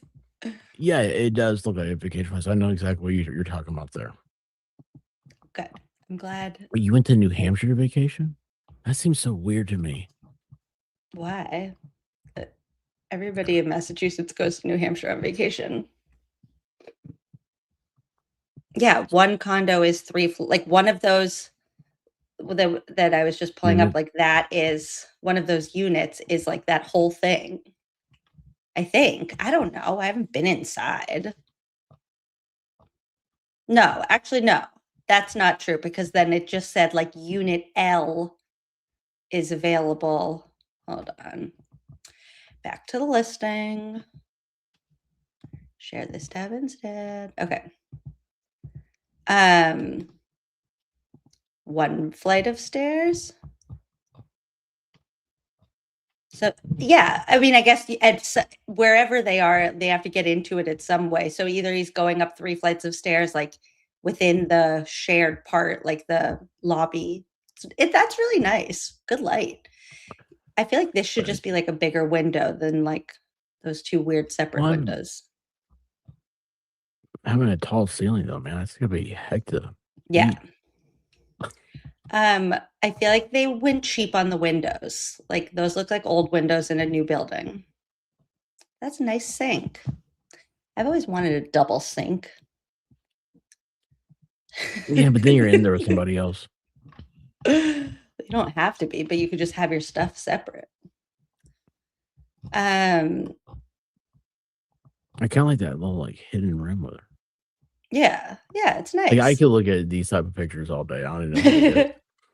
Yeah, it should be nice for 800,000. Except like in Canton, that doesn't even seem like that much. Okay. Back to this for real. 3 flights of stairs. That condo was $800,000. You can get into your own unit. Correct. And did you notice whether or not Ms. McCabe was still there as you were, excuse me.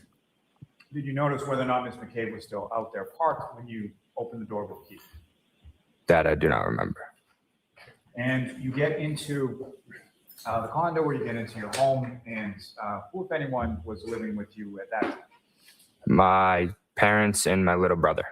Your older brother, where was he? In San Diego. He was in the service, is that correct? Correct. And as far as your brother, your little brother, and your father and your mother, were they home when you got home? Yes. And how do you know? Because I remember my parents being up in their bedroom that night. Is there any sort of rule or sort of, for lack of a better term, like protocol as far as when you come home, where do you go sort of first thing when you walk in? I always tell my mom and my dad that I'm home and usually go up to their bedroom, give them a hug goodnight, tell them I love them, and then go down to bed. Aww. Do you do that on that occasion? Yes. So sort of immediately when you come home, you go right up to your parents' room? Yes. And when you got up to your parents' room on that particular evening, was both your mother and your father in their room? Correct. And you had that sort of exchange that you described before? Yes. And so your bedroom is then located downstairs from where your parents' bedroom is? Yes. And if you know about what time was it that you came into the house? I want to say around 12:20. And fair to say this is 2.5 years ago and you weren't exactly looking at your watch when you came in, is that right? Exactly, yes.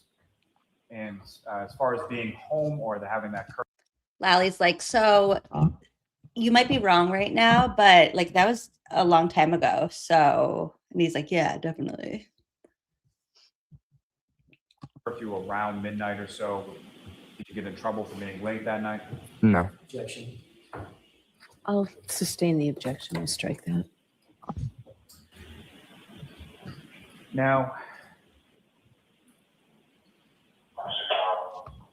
Mr. Albert. What was that? I have no idea. place that you were That's living somebody's at, phone? condo, No, how it was long like did a you live? walkie-talkie. Mhm. That I do not remember. Did you live somewhere else? The turtle's on the move. Do we believe he walked up all those stairs to kiss his parents and then had to walk down to his bedroom? What a fine young man. Oh, that sounds hideous. Also, half of these questions, it feels like Lally's just like giving him ideas, and then Colin's like, "Oh yeah, like definitely, okay, that. It does. There's a that one. a leading Exactly. the witness feel. He Colin agrees. Yeah. Colin's like, oh, I didn't even think of that. I Also, want to see, this- did Bev say like because like the objection thing, like like is she supposed to, if it was leading the witness, like I thought there was something weird she said, like I'll make that decision. You don't have to object to it. Well, right now she About just said, something. "Well, I'll sustain that objection." She was like surprised herself. She was like, "Oh my, I think I'll sustain that objection." What? Also, Her this inside words face that he's blurted making out. right here, right now, is like if you looked up like bashful liar in the dictionary, this would be the picture.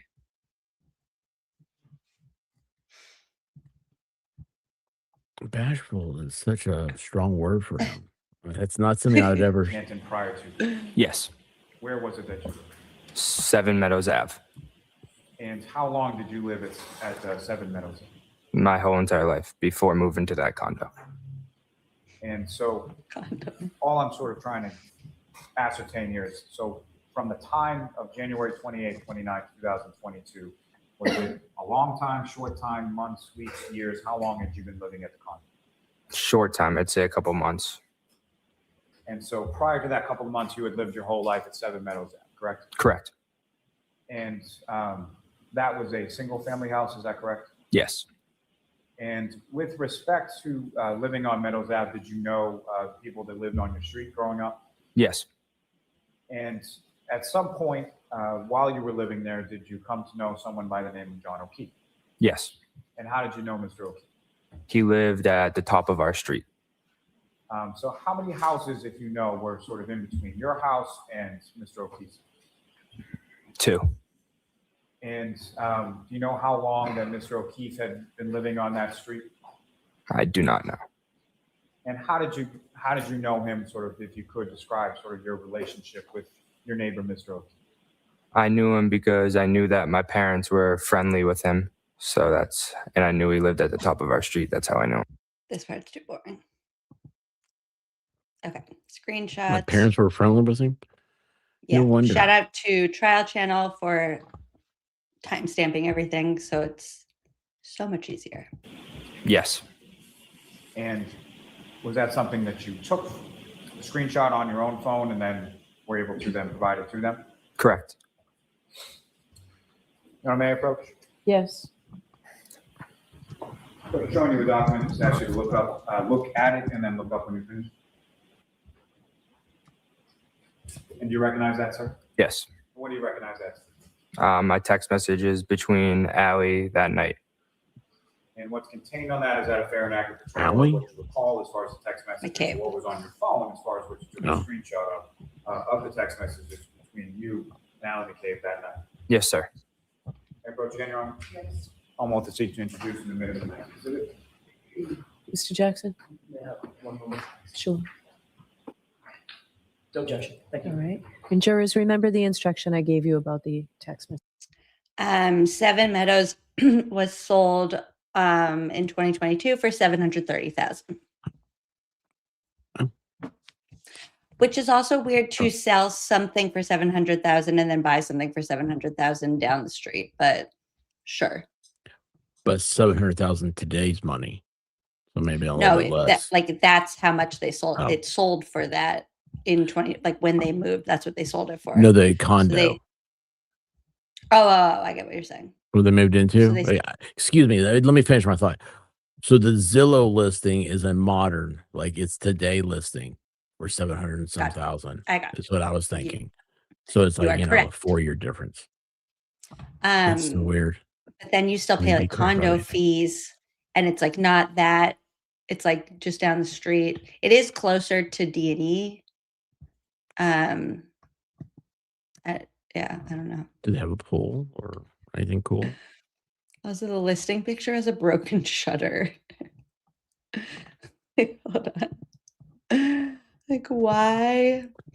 Oh, that's a sad potato house.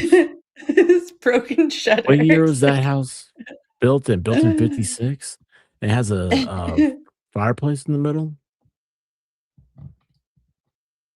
I assume these are their listing pictures.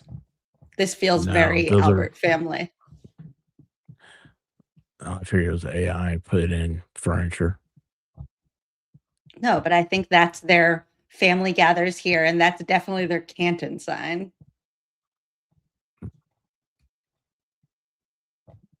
That seems like about as much learning that Colin was doing at his desk. With this sad little light. You see that overhead light? No, Colin is not the oldest. His older brother is in the service. Oh, laundry sucks. Wait a second, I saw that sign. That was in the other house listing. Was it? The 34 Fairview. Yeah, there's something about laundry. Maybe that was in there. Maybe it was like a gag gift on like a Albert family holiday. Who knows? Okay. Or they're bad doing laundry. They don't look like the freshest smelling people. Oh, that's all. Like, Old Spice and tobacco. Chewing tobacco. So what's up on the screen, is that what you have before you as Exhibit 84? Yes. And the contact that's listed at the top states out, is that correct? Correct. Is that how you had Mr. McCabe programmed into your phone? Correct. And from this, there's two sets of communications, one contained in blue bubbles and one contained in non-blue bubbles, correct? Yes. If you know the blue bubbles, is that you or is that Mr. McCabe or who's? That's me. So the other side would be Mr. McCabe, is that correct? Correct. There's also times that are stamped or associated with these text What are you bubbles, laughing at? text communications. with Mr. McCabe. Mitchell said I saw John's socks in the laundry. Maybe easier to look at the paper in front. John's socks were never found. They're logged into evidence and we've never heard a single thing about them. Yeah, Priscilla, I'm getting tired too. So like they Maybe can't we even wait, nothing here, nobody testifying has they don't have the same story. Everybody testifying has a different story. The chain of evidence is completely jacked. And I'm telling you what, justice for Karen Reed, she never should have gotten that DUI. Right. Okay, here's what we're gonna do. We're gonna skip ahead to Alan Jackson asking Colin about the same thing. We're gonna watch like 5 more minutes and then we're gonna get ready for bed. Because I'm tired too, and so is Priscilla. And Mitchell's gonna tell you to say goodnight soon. Oh, we don't pay attention to Mitchell. He'll wake up and he'll feel good. Like tomorrow when he watches the last 30 minutes, he'll be like, I can't believe it's a condominium. Scroll down a little bit. After the end of that text string that ends at 12:10 a.m. and says okay. You see the next date? We text on other platforms too. So I'd say other apps. So is there a reason why you decided for the next month to just switch platforms to maybe Snapchat? Objection. I'll allow it. No reason. Are you sure that you switched platforms? I'd say so, yeah. Why did you switch platforms? We go back and forth, I'd say, between platforms texting. You switched platforms because you know that Snapchat deletes all communications, correct? Objection. Ask it differently, Mr. Jackson. Do you know that Snapchat has an auto delete function on it? If your app is set to that, yes. Your app was set to that, wasn't it? I do not remember that. So again, your memory is failing you. Can you rephrase that? Sure. Once again, What's memory? your memory is failing you. You just Objection. don't remember. Objection. Memory? Ask it differently, Mr. Jackson. Isn't it true, Mr. Albert, that you either switched platforms or deleted the texts because you did not want your text communications with Allie McCabe to be discovered? Objection. Oh. Is that right? That's not true. So where are those communications? I'm not wearing that T-shirt. I do not know. Can't produce them right now, can you? I'm not sure. So in the days, hours, and days and weeks following the death of John O'Keefe, your communications with your best friend, Allie, the person who gave you a ride home that night, they're just gone. Right? I'm not sure. You testified that you provided Exhibit 81, what we were just looking at and you're still looking at in front of you, as a screenshot of your communications on January 29th, 2022 with Allie McCabe, correct? It was a screenshot. Can you say that again? Sorry. You provided that item as a screenshot, not as an actual text to law enforcement. Is that right? I don't believe so. Okay. Do you know what a screenshot is? Yes. What's a screenshot? Was he looking at his Can you phone? take a picture on your phone? That's a picture from Looking your at the phone. picture. Yes. Okay. So it is a screenshot. Yes, it is a screenshot. Okay. That's my question. Oh, bless. Oh, he can't have two sounds going on at the same When you time. met with Michael Proctor in that interview that lasted 10 minutes, Michael Proctor did not get the actual text Michael Proctor. underlying that screenshot, did he? No. He never looked for those actual texts, did he?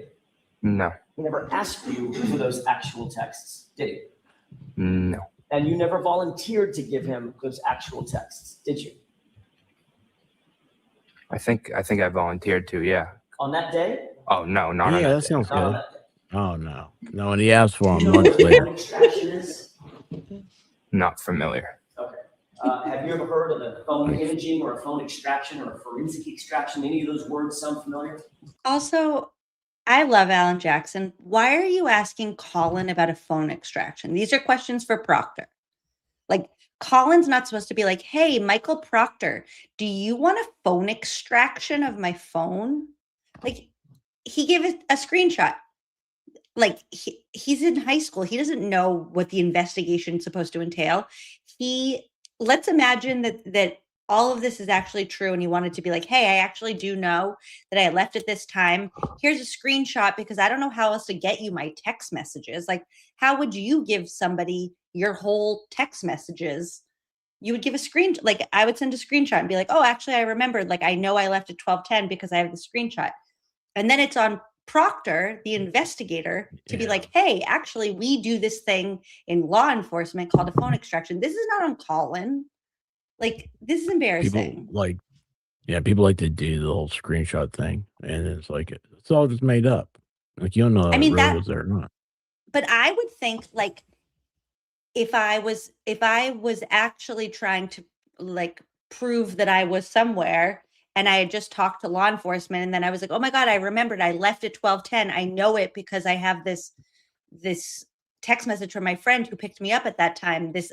I would just take a screenshot and send it. And then it's on law enforcement to be like, oh, awesome. There's actually a way we can get the metadata from that. Can you come in at some point so we can do a phone extraction? And he either says yes or no, and you go from there. It's not on this child to be like, want to do a phone extraction with Celebrate on my phone? Like, this Celebrate? is there. Right. There's a lot that they could have poked holes in Colin's story, and I don't know why they spent so much time on this. Anyways. On the phone extraction? Not really, no. Well, Michael Proctor, these were questions for Proctor.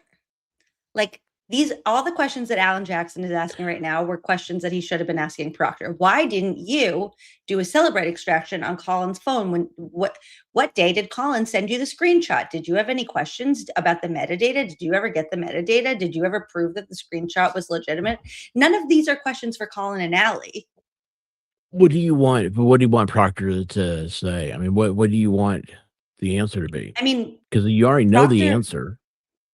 Well, Why- Proctor would either say, like, we didn't think he was a suspect and we blah, blah, blah. We didn't do an extraction. Or, like, we asked him and he said no.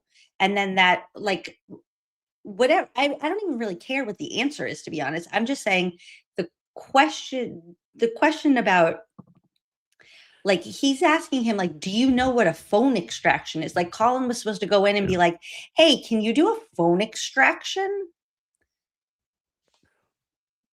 See, to Right? me, the thing about with Proctor asking those questions is that you don't want it to be focused on. You don't want it to be like, hey, I'm this guy did a horrible investigation.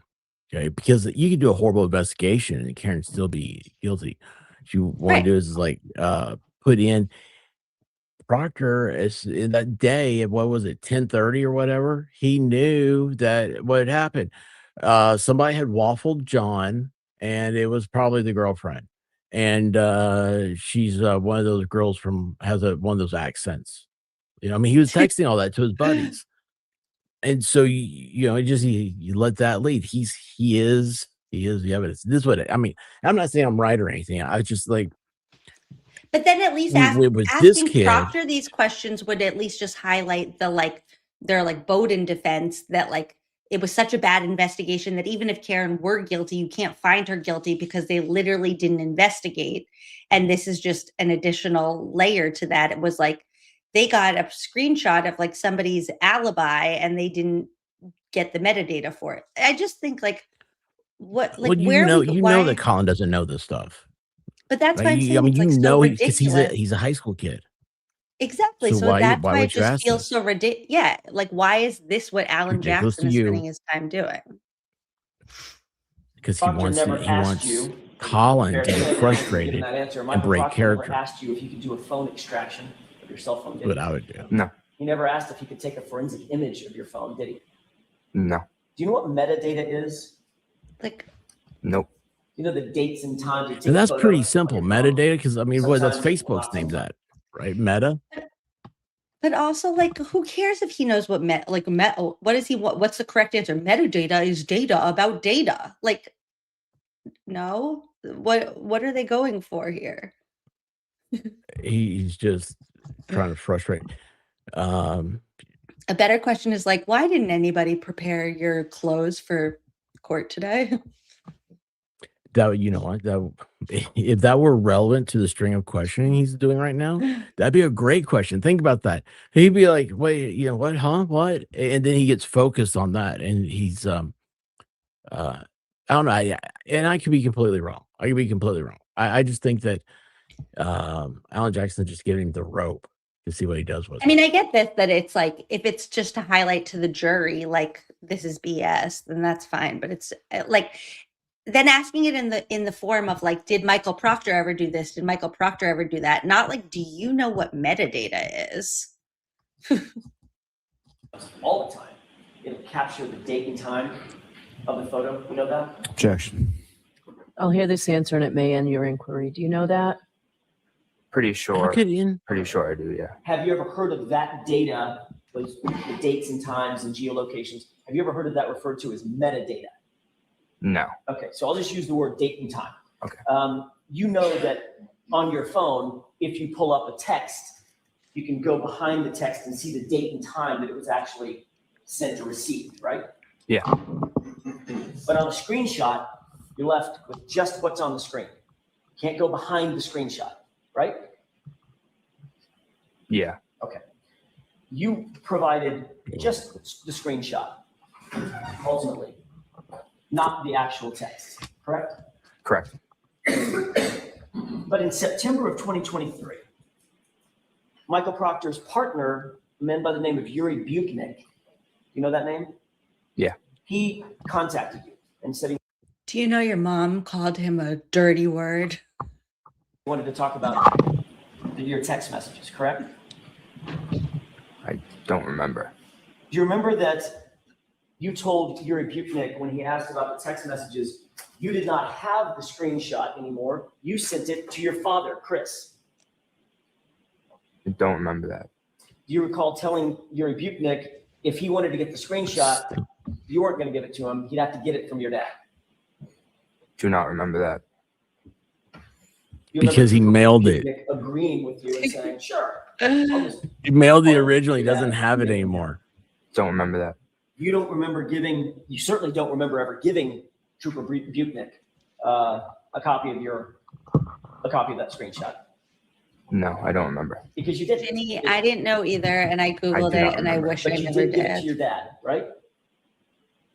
I do not remember. Do you remember anything Please don't Google things. about this case? Do you remember anything? I'll withdraw. Yes, we're going to end there because, yes, he does remember, to answer Alan's question, he does remember two things. He remembers he went up 3 flights of stairs at 12:20, Very and he vividly. remembers that we didn't get to the part about his knuckles, but we'll do that another time because I'm Well, he literally left at 12:10. He left at 12:10. and he left at 12:10. Okay, he remembers 3 things. He doesn't know if he's in the front seat or the back seat with Allie. No, he doesn't remember if anybody else was in the car.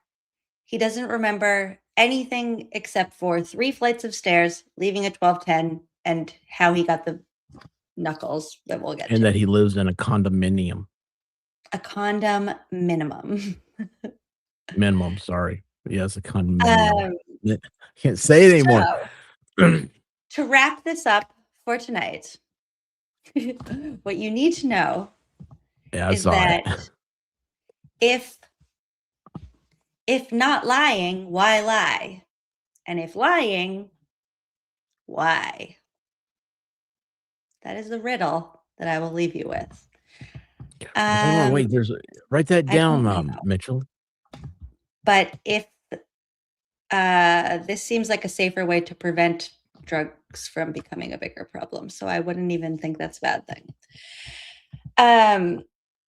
Okay, if not lying, why tell so many lies? And if lying, why? That is If the not riddle lying, that I will. was the first part. Not lying. If not lying. Oh my gosh, I would be horrible at Batman. If not lying, why so many lies? And if lying, why? Like, if you're not lying, why are you all telling so many provable lies? Like, if you're not lying about the big picture stuff, then why are you telling so many little lies? And if you are lying about the big picture stuff, then why are you lying? Why are you all lying about Colin? And if Lally, why if any? Like, basically the point is they're all telling all of these little lies about Colin. And before, like, somebody on the internet is like, it was 3 years ago, like, they're not lying, they just, like, don't all remember. Well, they were supposed to be questioned by investigators the next day. A couple of them were, most of them weren't. That is something that we could have avoided. And because we didn't, and they also didn't pull, like, geofence data of, like, Apple locations of whose phone was where and when, then this is all we can rely on. And all I can rely on is that this person is telling one story and this person's telling another story and this person's telling another story, and none of those stories all exist in the same timeline. So which one is true? And if all of your stories are lies, then why are you all lying to protect Colin? And why did you bring Allie McCabe into it if she wasn't really involved at all, which her Life 360 says she was not? And that's really messed up to just bring your daughter into a murder investigation for no reason. Wait, did Life 360 not show her at the house? So I was following around the high school and all the stuff, but it was. No, she didn't go to 34 Fairview according to her Life 360 data, but that's because she didn't have her Wi-Fi turned on when she wasn't in her house or near Wi-Fi. Oh my gosh, this hurts. Oh my gosh, I've got to. Why does everyone? I know you love told things, but I don't remember the name of people.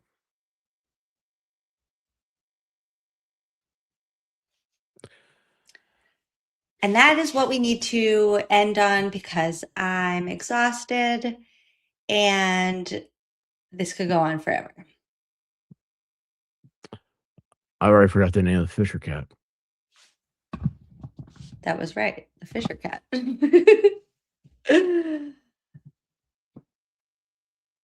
Oh, yeah. Holy cow. Wait, it never. And then remember the whole thing that we did with Chris's timeline? And Chris said that he left at 12:02, but really he didn't leave until 12:13. And then he walked home and then he ran upstairs and he didn't shower and he didn't brush his teeth because he's disgusting. And he jumped right into bed, even though he was working all day. That's all part of this timeline too. It's just too many lies for somebody that they're not protecting. Hey, real quick, Joe Mothers has never showed her at the house. And it says like it runs the 360 runs on. So hang on here. That was something I saw earlier when they were showing the screenshot that Colin doesn't remember sharing. 5G UC is what it was on. Was that common for you guys? I've never seen UC I have before. no idea. I have no So idea. it's so okay, like 5G is not a it's like, oh hey, the next phone, it's got 5G. 5G is not a universal standard.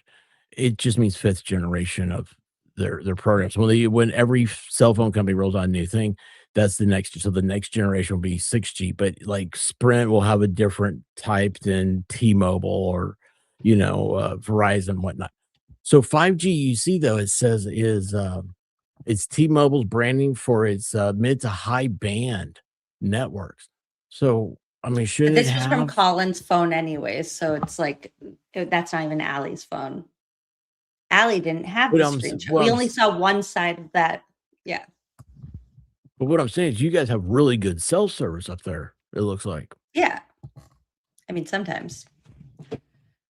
If her phone said she was 360 or whatever it is.